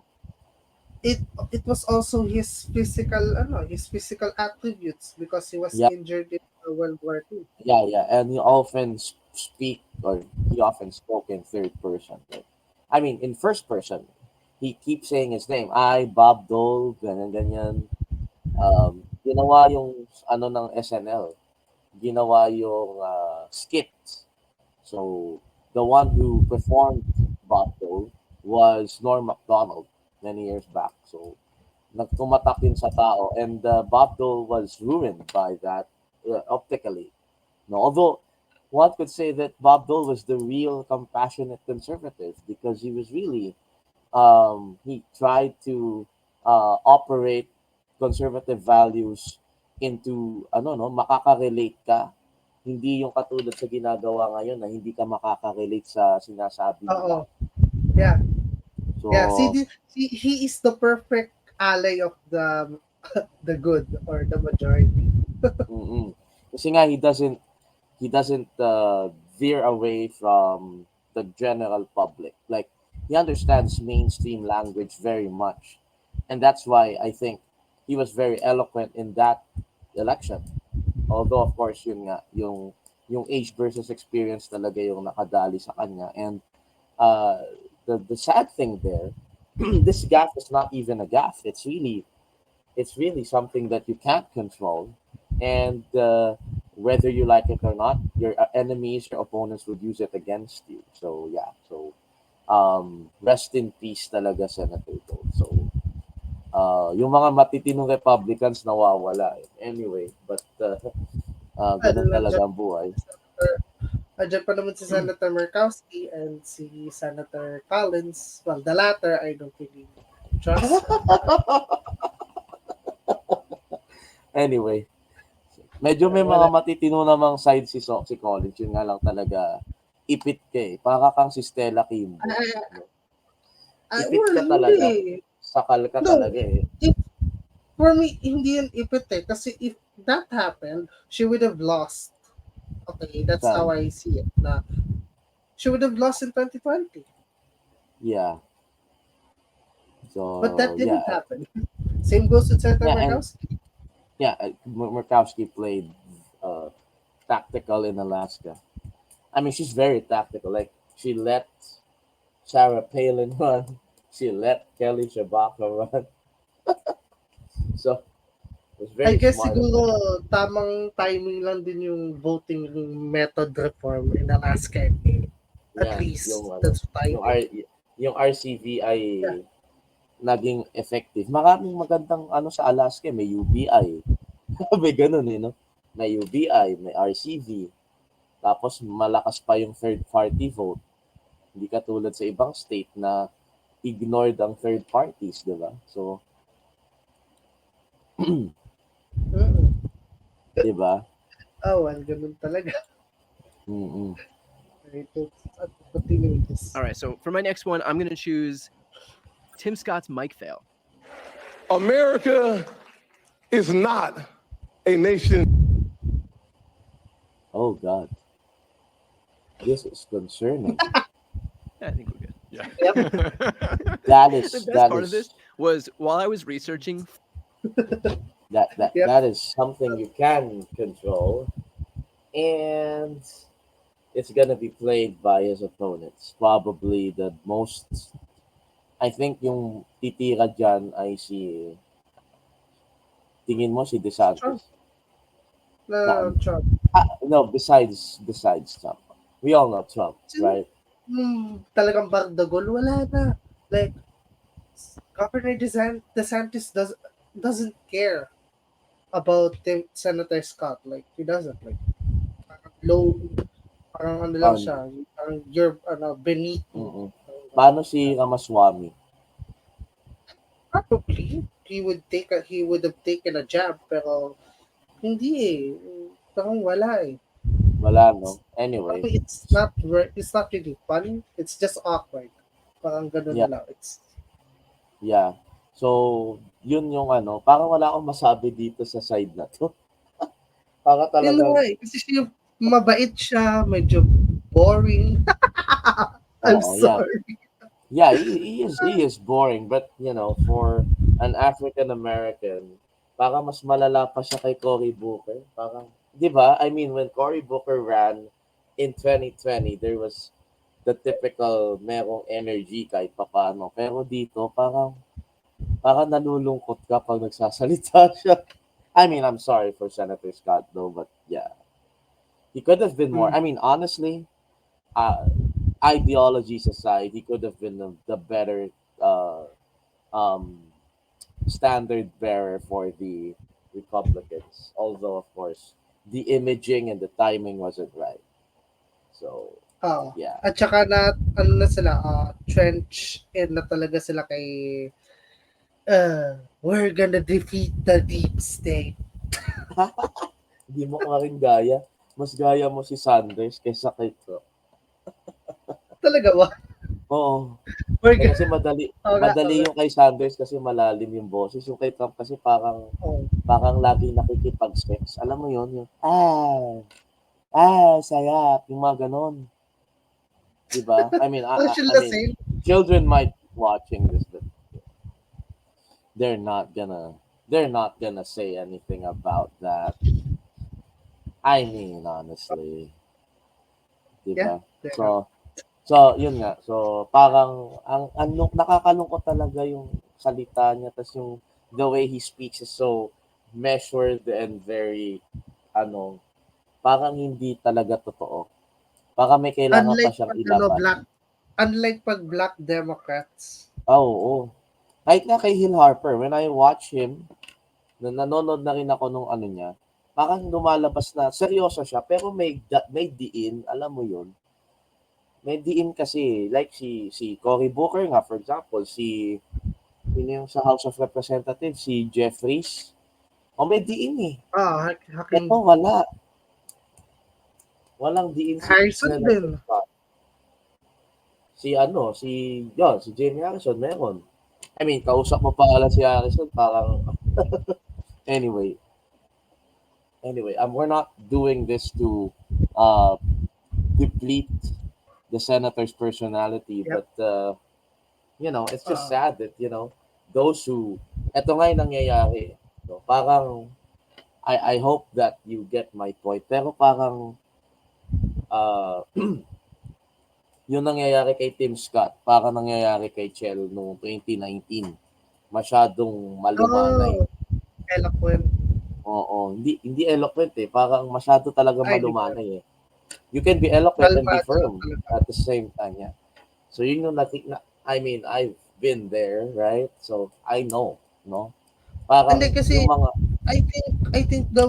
I think why Senator Tim Scott does this is because too much parang too much disorder yung sa bagay, uh, yeah, I would give him that. I would give him that. I give him that because he, you have he wants to take back the Republican Party of the pre-Trump era, but at the same time trying not to piss him off. Like, dude, ang hirap ng hope Totoo yun. drawing na yun. Totoo yun. You can't draw the line too much, diba? So anyway, so Ganun yun talaga. yung nakikita ko. Kasi parang ang lumalabas dito no, also in the Philippines, diba? Parang parang yung mga deserving na mas maging okay na leader, may mga fallbacks talaga na ang hirap ayusin. Pero yung mga, alam mo na, magaling sa tao, pero walang alam, nananalo. Kasi nga sila eh, madali silang i-market as a candidate, di ba? So, yun yung nakikita ko na parang, I mean, honestly, Tim Scott and Donald Trump, no?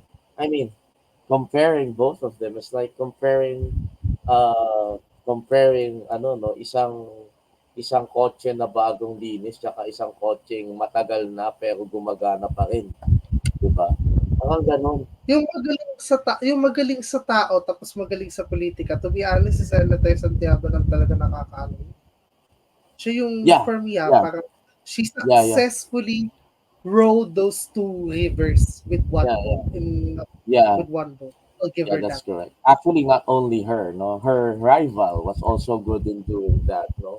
President Ramos was good both for the people and the governance stuff. No? Kaya nga sila yung nag-compete nung election nila. So, however, Miriam's became more seen in the public eye dahil nagtagal siya sa public service naman. So, I would agree with you. She was good. She knows how to push her buttons to good, no? And many people doesn't even, kahit masa, hindi siya hindi na i-alienate sa kanya. Kasi nga parang lumalabas yung pagkamasa niya pagka nagagalit siya. Pero pag hindi siya nagagalit, yun lumalabas yung eloquence niya. No? So actually, if I ever become a politician, I would want to be like him. Oh, hindi lang. Hirap ng i-market ngayon. Ang hirap i-market nun ngayon.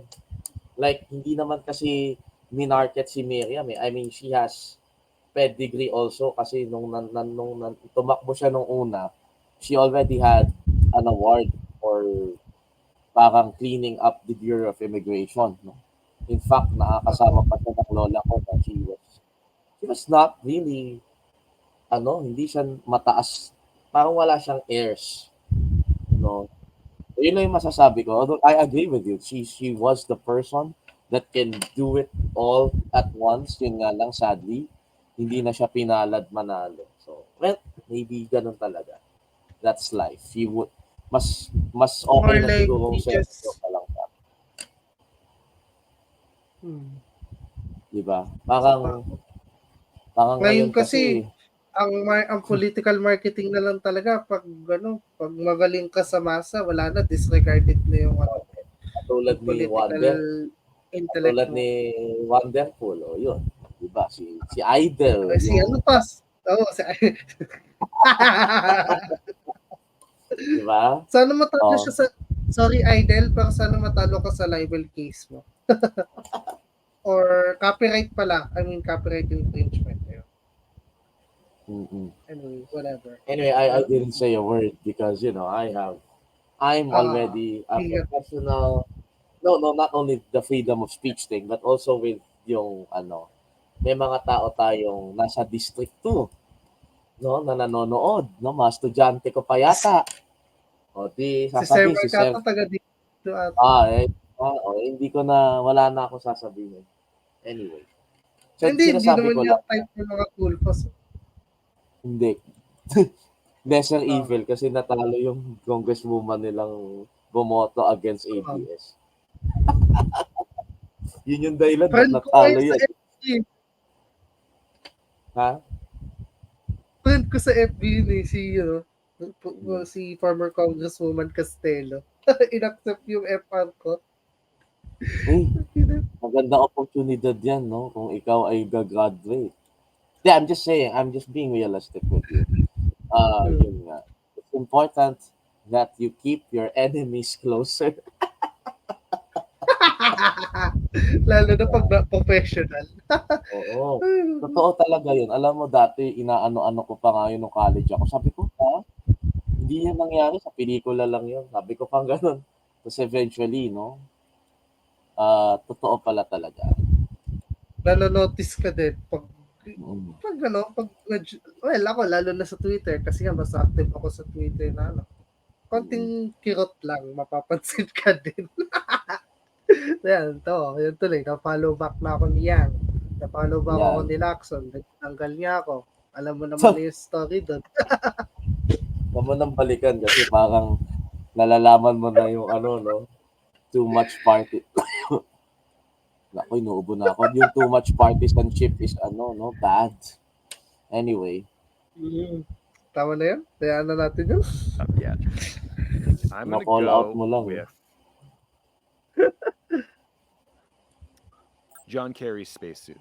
This is obviously just a photo. So John Kerry, he visited the Kennedy Space Center in Florida during the 2004 presidential campaign. And everyone who goes on the Space Shuttle Discovery has to wear what's called a bunny suit, which is what that thing is. It keeps you from contaminating the equipment, but you also look like a complete asshole.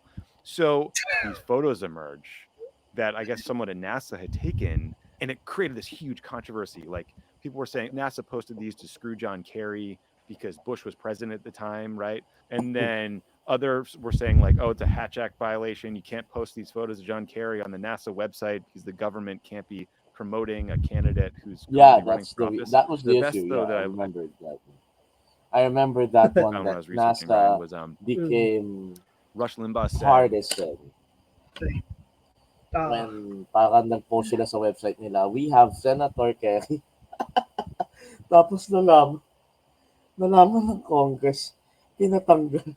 Tapos gano'n pa yung itsura niya no?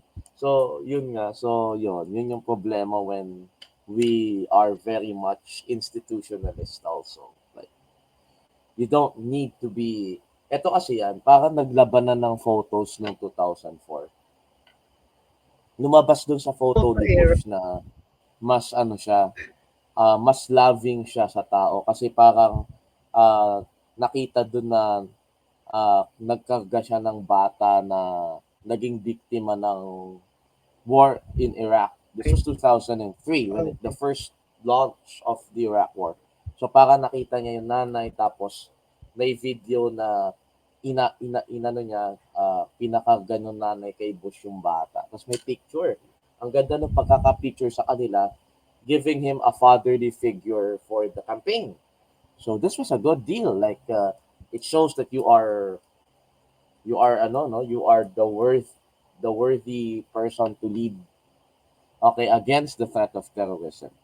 So ito naman si Kerry. So to counter that, he wanted to show that he is more innovative, more educated, more let's just say fine-tuned with everything that's going on in the world. So sabi niya, what better describes or what better emulates American supremacy with by going to NASA.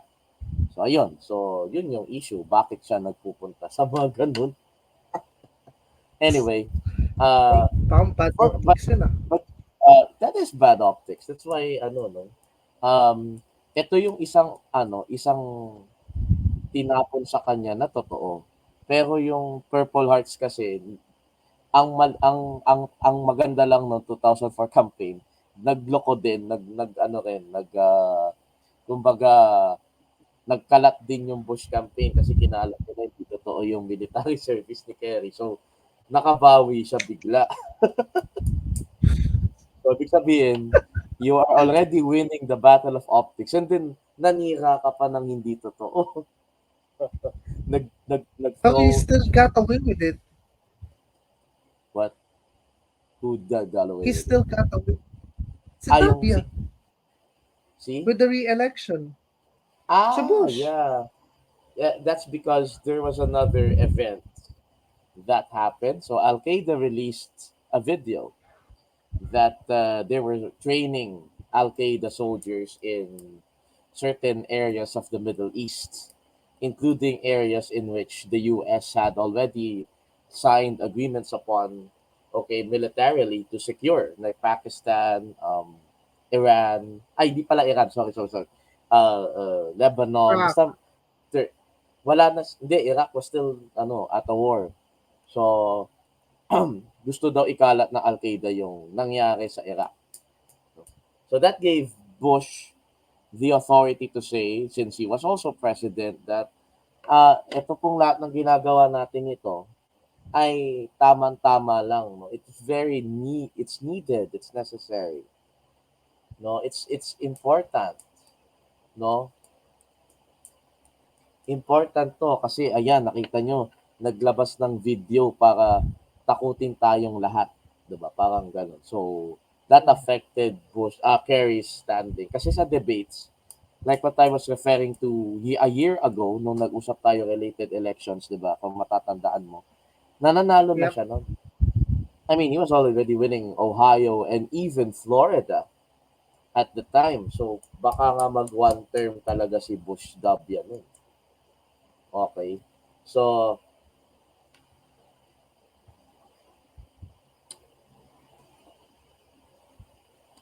diba?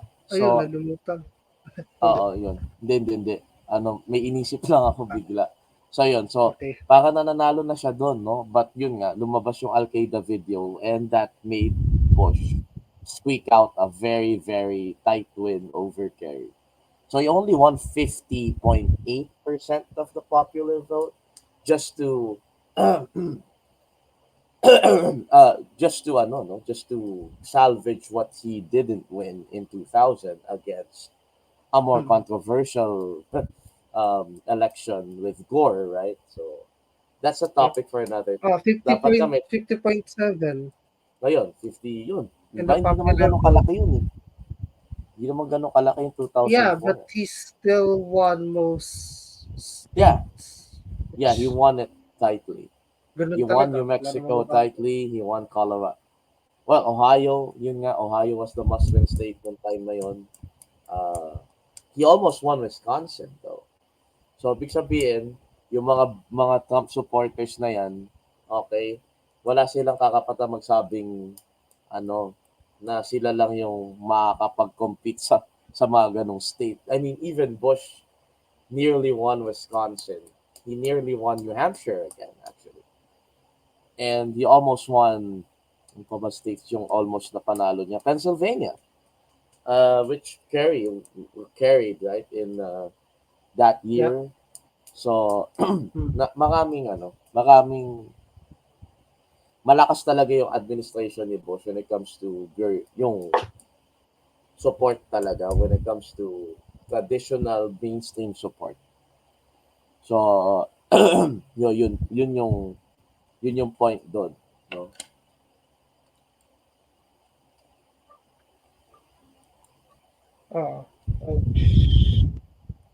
Oh my gosh. Anyway, let's go. It looks like Kerry. Also, now President. That Chuck Graham, state senator's here. Chuck, stand up. Chuck, let him see you. Oh, God love you. What am I talking about? I tell you what, you're making everybody else stand up, though, pal. Thank you very, very much. I tell you what, Bumabalik yung stumble niya eh. Bumabalik yung stumble niya as a president eh. Yeah. Because he's older now. I mean, that will come out with age talaga. Hindi, kahit younger siya, pero I saw some videos of his na younger siya, nandun din yung stumble, pero nitong mga 2000 to 2010, okay pa eh. Ngayon, bumabalik yung talagang, yung gaffe niya. I feel bad. Yeah. I feel bad for President Biden because he's been gunning to be president for a long time, and when he finally got it, he isn't really he's super I don't know inatuated to actually become very efficient in what he's doing. Kasi efficient na siya, like that's his goal, that's his ace in the sleeve. Pero yun nga, pag tumatanda ng isang tao, talaga meron ng talaga, parang unti-unti ka nang nagdi-degrade sa iyong sarili. Which means to say, if he ever wins again, I just feel sad for him. Like, ano kaya mangyayari? Ang tanda na niya, di ba? Parang, kailangan siyang gabayan. Aside in the middle of his last term, and then we got a Kamala. Like, oh come on, dude. I'm not gonna be for that. Yeah, I don't think he'd ever do that. We just have to hope for the best that he can still have the rigor to be president. Because otherwise, he would. Binubugbog din siya indirectly ng mga kanya world leaders na hindi niya kasundo. Binubugbog? Binubugbog siya indirectly na ng mga other world leaders na hindi siya kasundo. Yeah. Yeah. Mas may energy pa kasi President Xi at si President Putin kasi si PM Orban. Yeah. Na talagang to take a jab at him indirectly. So that's why I think some NATO members see the vulnerability to the president physically. Yeah. Yun nga eh. So that's the meaning to say that Biden is a tragic figure in American politics because he finally won it, diba? And then he's very super inatuated to really serve his term very well, diba? I mean, if he ever wins, wala na tayong magagawa. We have to back him because I don't want Trump to to win. I just oh God, what can happen? Yung problema nga lang talaga, Biden will win and yun nga, magiging parang na siya. We feel scared for it, Although of course yun nga, you have to choose the lesser of two evils talaga. Mistake kasi ni former President Obama, to be honest, handpicking Hillary as his supposed successor. Yeah. He could have chosen He should have been chosen Biden that, yeah. Yun nga lang kasi namatay yung anak eh. So hindi na siya natuloy. Pero Biden would have beaten Hillary with a drum. Like a drum. He would have won that thing. I promise you that. He would have won it and he could have beaten Trump early on. He would have retained the blue wall. Walang Trump, wala lahat yung visit na yun. Anyway, we're not gonna enrage ourselves. But then some Hillary Filipino fans would have cried. Oh, Hillary is. Hindi. I think he can put people together. Like, Hillary was silent. No, hindi yung mga PhilAm. Hindi yung mga PhilAm, yung mga actual na Filipinong yun. I thought yung PhilAm. Kasi part naman siya ng hindi tayo nagkaintindihan dun. Anyway, that's fine. I'm sorry. Yun na, kasi alam mo naman yung mga yung mga wokey dito, akala ganun. Tapos, maalala pa nila yung issue na inaamoy ni Biden yung mga buhok. Eh di syempre, alam mo naman dito, di ba? Okay, that's gross, but it's not, it's siguro medyo gross and kind of wrong, but wala yan dun sa ginagawa ni Trump na pang himod. Himod-hipol? Hindi na nga himod yun, parang tinitira niya na talaga yung mga babae. Anyway. Tapos yun nga, like sabi pa nga ni Jeshua na I would vote for Trump even though he had crimes committed. Like, what? Akala ko ba yung conservatism all about the moral personality of a person and his or her character counts? Anyari? Anyari, dude? Totoo yun. Tingnan mo yung hypocrisy nga nila. Diba? Wala na tayong magagawa. Ganun na yun. Ipit na ipit eh. Sige, ipit na ipit pala kayong mahinayupak kayo ha. I mean, ito nga kasi nangyari kay Biden was parang siya yung good intention guy pero lagi nagkakamali yung niya. Kasi nga parang masyado siyang enthusiastic nung 2008 ng campaign tapos pinatayo niya yun. Tsaka at least niya, the Biden sige, parang ang nangyari kasi dito. Sige, ikaw na ka po muna. Sorry. Hindi, ikaw. Ayun, yung sasabihin ko sana was yung yung buti na lang na discover niya agad na mali siya. Kaya sabi niya, oh, God love you. You because of your presence, you make people want to stand up as well. So parang at least dyan, he became his own damage control. Unlike now na medyo hindi, di ba? If you notice. So, ayun, no? Kasi nga yung alertness niya nandun pa rin naman, di ba? So, parang enthusiastic lang siya with this particular event, no? Pero kung iisipin mo, pagka gusto mong matawa, yun yung, ito yung mga papanoorin mo. Ito ba yun? Hindi, may isa pa siyang sinabi about kay Biden pero ito isa ngayon ko lang to nakita. If you want a peaceful, prosperous and calm nation in next 4 years, vote for Trump. Like, nasiraan na talaga ng ulo tong aman to. I mean, I'm sorry, mag-ad hominem, pero I need to say honestly, na nasiraan kayo ng ulo ng mga conservatives na into law and order, na supporting a guy that doesn't believe in law and order. Or I mean, it's nitpicking. But in RFK, like, alam mo sir, kasalanan ko talaga to eh. I said, I wish for RFK Jr. to run for president. Lo and behold, he did. And he's now running as an independent. Diba? Yep. He's now running as an independent. He's not anymore running as a Democrat. Kasi alam niyo, hindi siya mananalo. And ngayon, ang kapalit niya, si Dean Phillips of Minnesota. What? This unknown congressman would run against President Biden? He's not even gonna win. Patingin na, yeah, of course, he's not gonna win. Kaya nga pinalitan yung calendar ng primary kasi alam nila walang manlalaban. Kaya nga South Carolina na eh. Ito yung sabi niya. Ayan, no? Ayan, yun yung sinabi niya.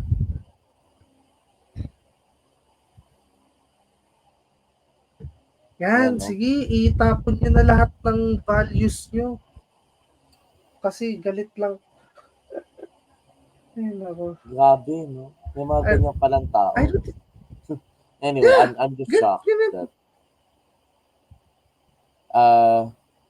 parang hindi makatotohanan yung Pennsylvania. Parang dapat ang ginawa niya ng red yung Michigan or Wisconsin or even Nevada for that matter, diba? Hindi. Ang gumawa nito is interactive polls. Akala ko siya. Anyway. Pero may sarili siyang prediction. Hinahanap ko lang yung sarili siyang prediction. Kahit sa clips. Ayan. Ito. Ayan. Yan, Parang hindi ako maniniwala dyan. Parang 2016. Hindi ako maniniwala dyan. 2016 yan eh. Masyadong hopium eh. Michigan would go and ang dami na nga nanalo Democrats sa State House. Diba kinontra mo po yung sinabi ko sa Wisconsin? I said na it would be tilt red. Kasi for me pa mas leaning ARP, mas tilt ARP pa ang Wisconsin sa Michigan. So that's why I gave it to former President Trump for the next year. Mm-mm. Yun yung ano ko I lang, don't yun think yung ano ko. I don't think it's going that direction though. I mean honestly. Alright. Naman. Okay. Pero yung Hindi ko nagko-cut Nevada, this. may concern ako sa Nevada, parang nagtitilt right na. Parang kapalit siya ng Okay. Arizona. Ang Arizona kasi parang dahil pinatakbo si Carrie Lake. Tatawa. Bumalik, Carrie Lake. tapos bumalik na naman. Di ka na nadala. Senate governor ba? Senate. Ano? Senate. Kalaban ni ni Candidate Daniel siya. saka ni Cinema. Mark. Kung mananalo siya sa primary. But then, Sino pa kalaban kapag niya natalo siya sa primary, nakakahiya yun.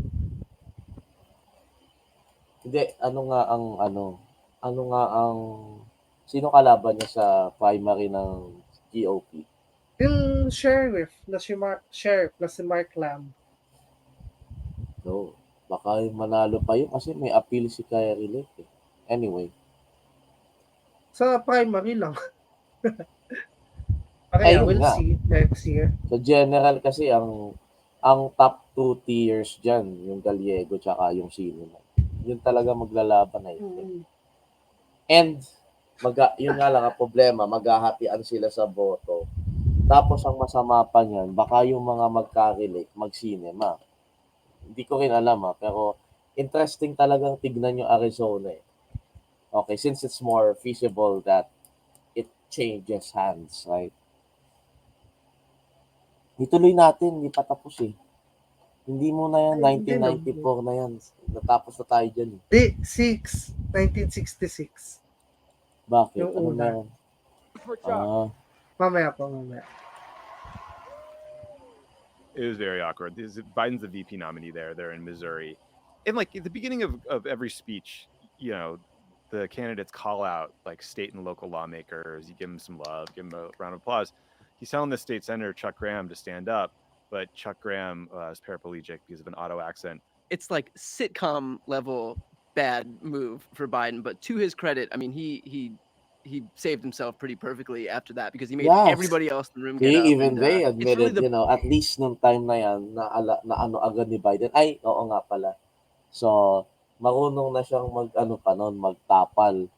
Ngayon kasi syempre may edad na siya. Hindi na niya kayang manggano. So, well, let's just move to the next graph. Para matapos na tayo kasi gabi na rin.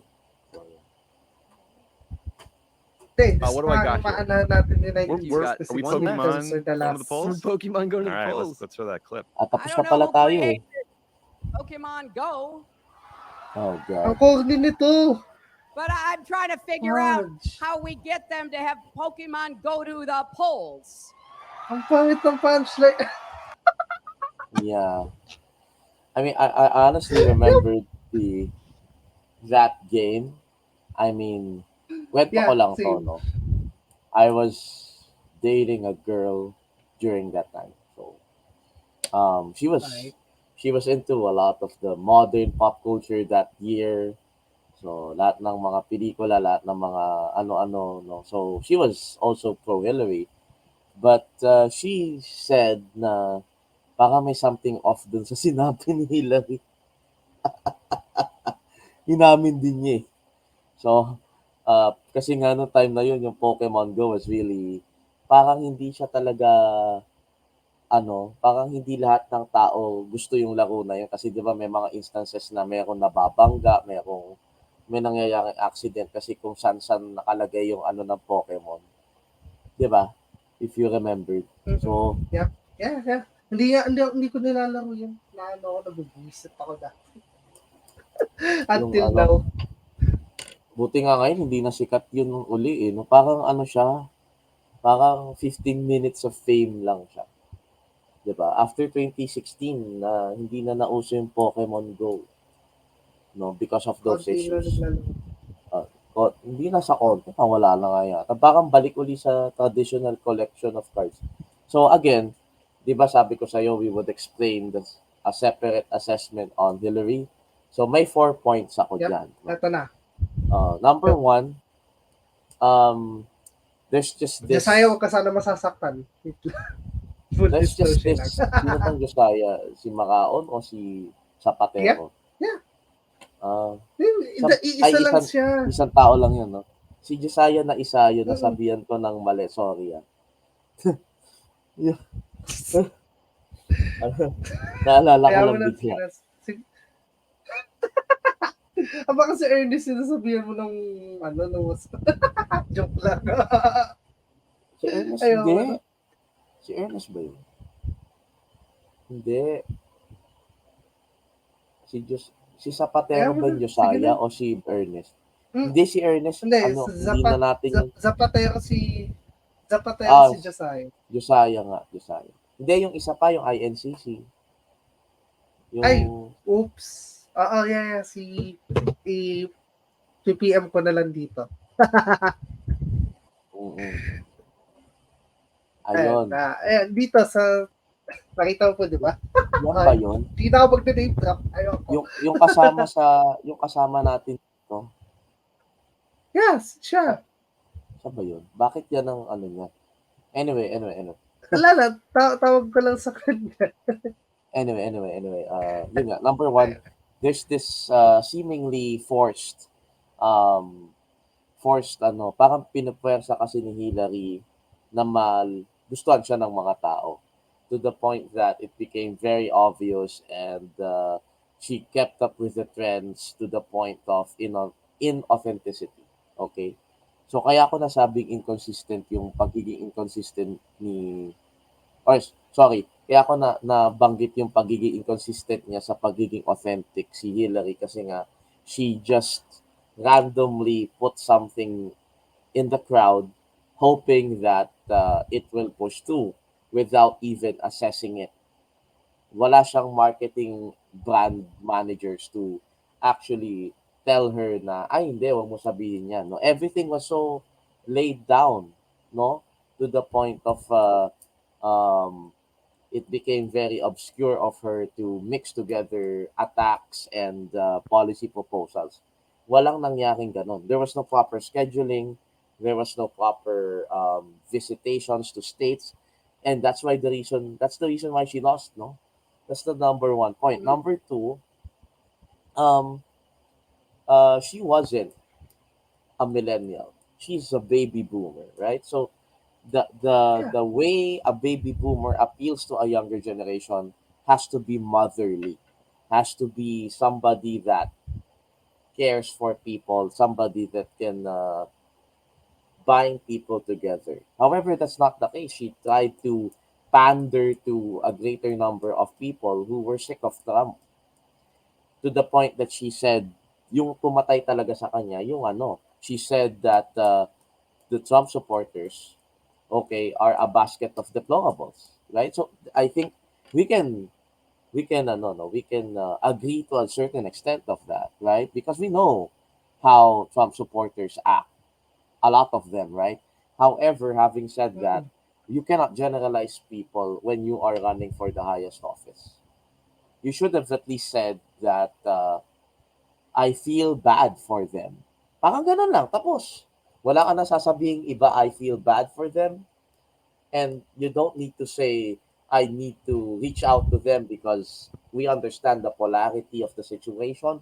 But at the same time, you feel, or you would come off as more compelling, more into heading to magnanimity when you say those words, that I feel bad for them. That's it. You don't need to say anything else. Pero sinabi pa rin niya. So that affected people's perception of her, no? Much to the point that even though she's not elite, she came from a middle class background, her words were elitist, no? So yung pangalawa. Yung pangatlo was that both her and Trump were unlikable, so people just randomly picked the lesser of two evils depending on what you felt at that moment, diba? So, ang daming nagsilabasan na scandal noong 2016, yung tungkol sa kanyang mga emails. Tapos yung Access Hollywood. So, people had to, people had to choose randomly what weighs more to them. based on the scandals that they're getting from television and social media, no? Because during this time, no, as part of our thesis, no, shout out kay Arman, tsaka kay Jeff. So si Jeff ay hindi mo kilala kasi hindi ko na siya nakakausap and busy siya. Pero yun nga, we made a thesis on this, that during that elections, both of Duterte and Trump, napakalakas ng SOCMED, no? Napakalakas talaga ng SOCMED. So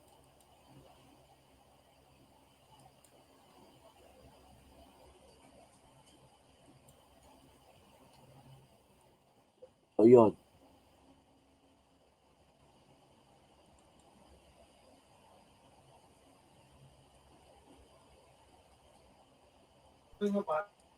So dahil nga sa napakalakas ng SOCMED, people had to choose, no?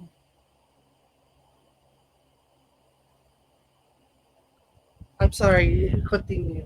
Ayun nga. So yun nga. So ang sinabi ko kasi, people had to choose, no? Yeah. Of what they see on social media would affect them. So yun yung aming thesis. It's correlated to that social media affects people's perceptions, and it affects people's deliberative assessment of certain mental events, no? Para yung mental gymnastics nila, okay, ay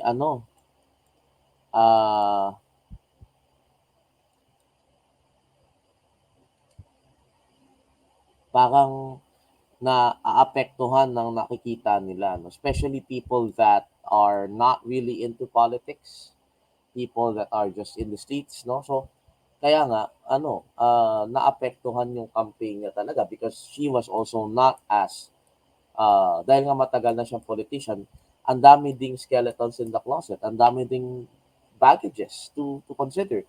And that would lead us to the fourth point. They were so overconfident heading towards the general. We can actually see I that. agree with that. We can actually feel that in how she was conducting her campaign rallies. It wasn't really preparing. It was like she was already assuming she would win. No, something that you shouldn't do. And it's very very weird na isang career politician ay magiging overconfident, no? Magiging assumptions of everything that was going on just because the poll said so, no? And they didn't do. I hope I can research more on how the internal polling went, but I really would say that the internal polling of Hillary was so bad, probably to the point that nagmamanipulate na lang yung mga advisors niya, no, na magmamanipulate na lang na mali, hindi ka bumababa, ganon. Hindi ka tawag dito, hindi ka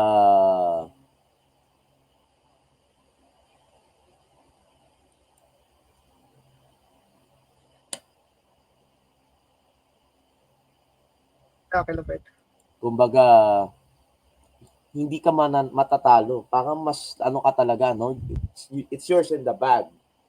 Okay, just to simplify the term. Parang you got this in the bag. There's nothing to worry about, right? However, that's not how a campaign should look like. You always have to be in a status of organized chaos. That is what my campaign yung mga mentors ko about campaigning actually said. It's always going to be a status of organized chaos. You don't know what's gonna happen. Merong mangyayari, may ilalabas against you, merong lalabas dyan, babae mo, lalaki mo, ganon. Maaring meron kang mamurang tao, meron kang masabi sa debate na hindi tama, di ba? So everything has to be organized chaos, right? It's not always reliant on the managers itself, but from the politicians themselves. They have to be cautious and they need to ask their advisors, what is the best thing for me? What is the best suit? What is the best language to use? Anong pwedeng atake natin against our opponent? You need to be aware of those things, especially in the get-go of the campaign. No? So, yun nga, yun, nagkamali yung mga advisors niya doon. Nag-assume yung mga advisors niya na mananalo na siya. No? So, that's why I was so shocked that Hillary would write a book about what happened to her election. Parang, alam mo yun yung mali, yun yung, I think it left a bad taste in people's mouth when, you know, somebody like her would actually blame it on other people. Okay, why she lost? Because it was kasalanan, marami siyang naging pagkakamali on her campaign. No? Parang, it was for her to lose, in my honest opinion. It was her to lose. Deserve niya. Oo. Well, I'm not saying deserve. I'm not going to personally attack. I'm sorry. Yeah. Sa akin lang. Yeah. I mean, it's not that she deserves that. It's just that it's for her to lose. So, ibig sabihin, ano talaga yun? She screwed herself up. That's a better term, no? In that election. Yun na yung last chance niya And then now, she's just irrelevant. Or probably, a better term would be, she's still gonna be relevant but limited to her positions in the past. Secretary of State, Senator, First Lady. That's it. Yun na lang talaga. Diba? Icing on the top na yung president eh. Diba? I mean, sabi ko nga kanina, diba? Ang daming expectations sa kanya. No? And I think that would lead us to the fifth point. There's a lot of expectations. Especially when you become the first of something, right? Even not in politics, even in other jobs. No? Aspects. In other aspects of life. I mean, it's really hard, no, to be the first and ang daming sasabihin sa iyo. No, although nasabi ko na rin naman yung part ko doon sa pag-discuss natin kay yung sa una nating gaff kanina. So, yun nga. So, yun yung apat na points. I mean, that's why people should be less emotional when, I mean, hindi mo naman mapipigilan ng tao naman, pero yun nga, the advisors, the people running the campaign should always be self-reflective of what happened. Conduct a postmortem. They should know better. Yeah, exactly. I agree. No? Like, katulad yan. Which the Biden campaign did. Correct. Parang muntik na sila sa bullet of doom. To be honest. Correct. Oo. Noong 2020, no? So, muntikan na talaga siya sa because of Hunter. Am I correct? Or something else? Well, yeah, mostly dahil nga din kay Hunter. Pero, yun, mostly. Naligtas lang kasi talaga si President Biden ng hatred ng Americans na kay former President Trump. Hindi. Ang hatred nila, para nag-stem dun sa COVID. Di ba nagka-COVID si Trump? Nung campaign. So parang, bakit, ang doon, ang perception ko doon is that you are the president of the country. You're not wearing a mask. Hindi mo inalagaan ang sarili mo. So, di ba? Parang that affected his campaign naman, no? Yung pagiging anti-vax, yung alam mo yun, basta hindi sila into science that much. Katulad ng kaibigan natin, let's take back the culture, honey, mga ganun. Anyway. Kaya nga eh.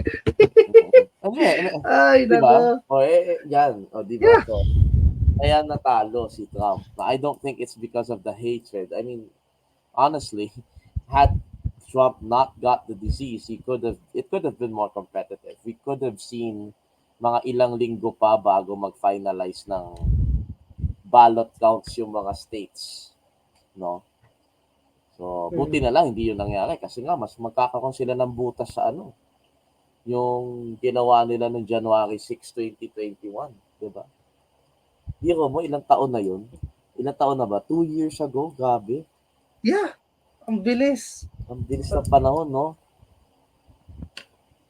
Kaka-start ko pa lang nun sa Na parang, STI many like, years ago. Oo, 2 years like, ago. yeah, it's yung parang yung situation, wala masabi. Basta yun yun, like, grabe. It was a day na we will never forget na parang gustong gayahin ng Pilipino na Hindi. Yun nga parang actually nauna pa rin ang Pilipinas doon, nagka-EDSA 3 na. Yun na nga eh. Pero what I'm saying is, you want the current president to be coup d'etat para kanino? So sa next worst person, like, tanga ba kayo? Di ba mas ayaw nyo kay VP? Yeah. Actually, diba? hindi. Yung ano yan, yung dapat na iwasan ng opposition dyan is that they're being sidelined. Para ang nagkiklaim na ng opposition side ay yung Dutertards. No? So, wala akong pakialam kung makinig to nung mga guests natin, mga sponsor. Pero yun nga. Yun, kiniklaim nila sila ang opposition, hindi naman yung mga nasa Lenny side. Diba? Hindi. I honestly think na na gagamitin lang sila niyang mga yan. Kaya dapat nag-iingat din sila. To be quite honest with you. No, lumayo na rin sila sa not dems kasi madaling mapukaw yung niyan eh. Madaling magka-unholy alliances sa mga ganyan, mga napakabilis. I mean, di ba nga? Oo. So, wait lang. Ayun nga. So, I'll end this with a comparative note from the Lenny campaign. They shouldn't cry. They shouldn't... Kasi yun yung nangyari, diba? Like, she was the second in number of votes. And maraming supporters niya yung parang umiyak dahil sa bakit ganon, bakit ganito. Nag-self-reflect kayo. Hindi kasi pwede na na ganon. At ang mali pa, hindi sila sinasabihan ng mga nag-handle talaga ng campaign ni Robredo, ni VP Lenny before, di ba? So, yun yung dapat na mangyari. Kasi I see yung pagkatalo ni Hillary noong 2016, nag-emulate yun sa pagkatalo ni Lenny ni 2022. So, yun yung dapat na iniiwasan kasi ang daming ang expectations, di ba, pagka nandun ka na. Female. So, third, she could have been the third after Cory and Gloria, di ba? So, in a way, di ba, dapat nga, nag-self-reflect siya, no? What makes her different from Cory? Marami, kasi mas established si Lenny, di ba? I mean, a mile, ang dami, no? I admit to that. Mas madaming alam naman si VP kaysa kay President Cory in a lot of ways. Dahil nga hindi naman nagpolitika si Cory, no? GMA and Lenny, ang dami din difference. Although they are seen together in a picture, so I don't know what to say with that. Unholy alliance. Anyway. Ng palihim? Oo. Hindi palihim, talagang outright. Bakit? Alas nila yan against the Marcoses.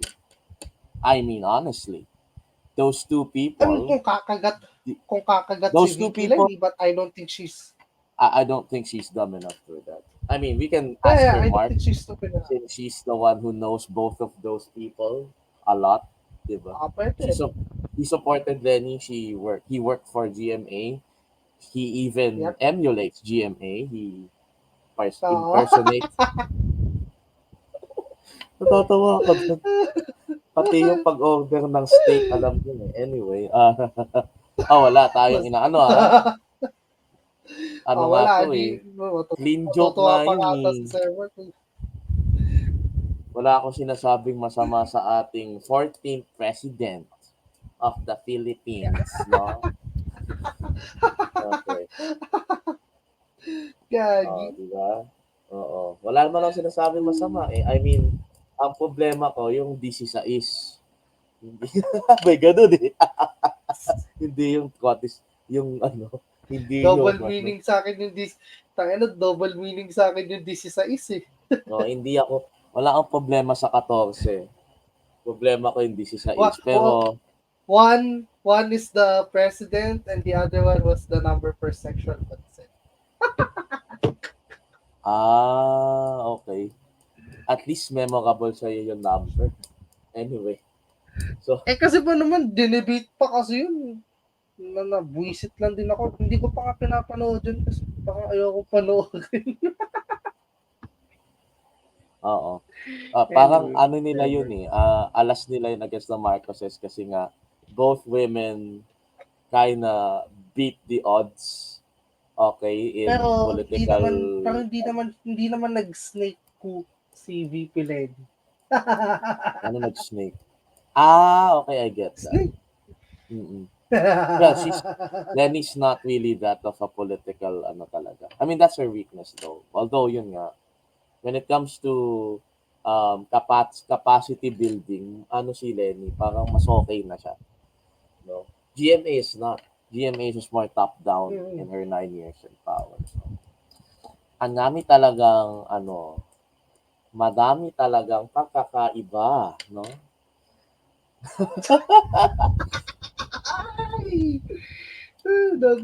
Saya. Yeah. But yeah, at least, yun nga, President Arroyo or now Congresswoman Arroyo is still, the president needs to, or President Marcos perhaps, needs to, take a good, close eye on her. She's gonna do something. I'm not gonna underestimate her. Alam naman natin yun. She's cynical to the core. Not cynical, she's politically advanced. She knows a lot. No? Kaya kasi si Sir Mark, mag-ingat siya sa kanyang ate Glo dahil nga baka di na natin, I mean, di ba, hindi natin alam kung paano kasi pailalim din gumalaw minsan. But again, I'm not gonna delve into that, okay? I think total kaibigan pa naman natin si Senator Lacson. He knows what I'm talking about. Okay? So, ang dami na lumalong. Pag Philippine politics, parang mas may drama. Parang alam mo yun. Hindi katulad pag US, parang nadadali mo agad eh. Anyway. Ayun. Parang kaya pala ganito si Carolus minsan, talagang may emosyon eh. Mabasa mo agad yun, gabi. Mabasa ko agad yan. Matanda na tayo eh. So, at least we're not debunking fake news about the Catholic Church, right? Anyway.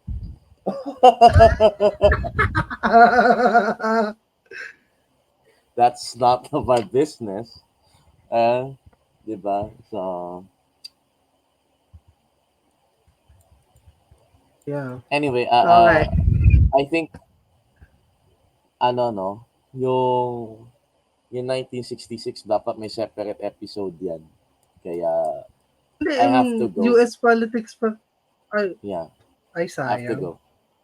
Alright, kaya nga tinapos na natin yung mga gaps. Yeah. This is where we end it. And okay lang, sir. May next time pa naman. Dapat na Friday pero nasa Wednesday na recording. Thanks po again, sir. Yeah, sige. Ingat ka. Bye-bye. Alright, thank you po. Bye-bye. So, yun. That's it for now. And sayang din namin na-tackle itong 1966. So that's right for this episode na taking a review and commentary to the most ridiculous campaign ads of those presidential candidates throughout the years in the US history. So again, that's it for now. Thank you again sa mga makikinig. And this is EJ Serio signing out. And see you guys next time.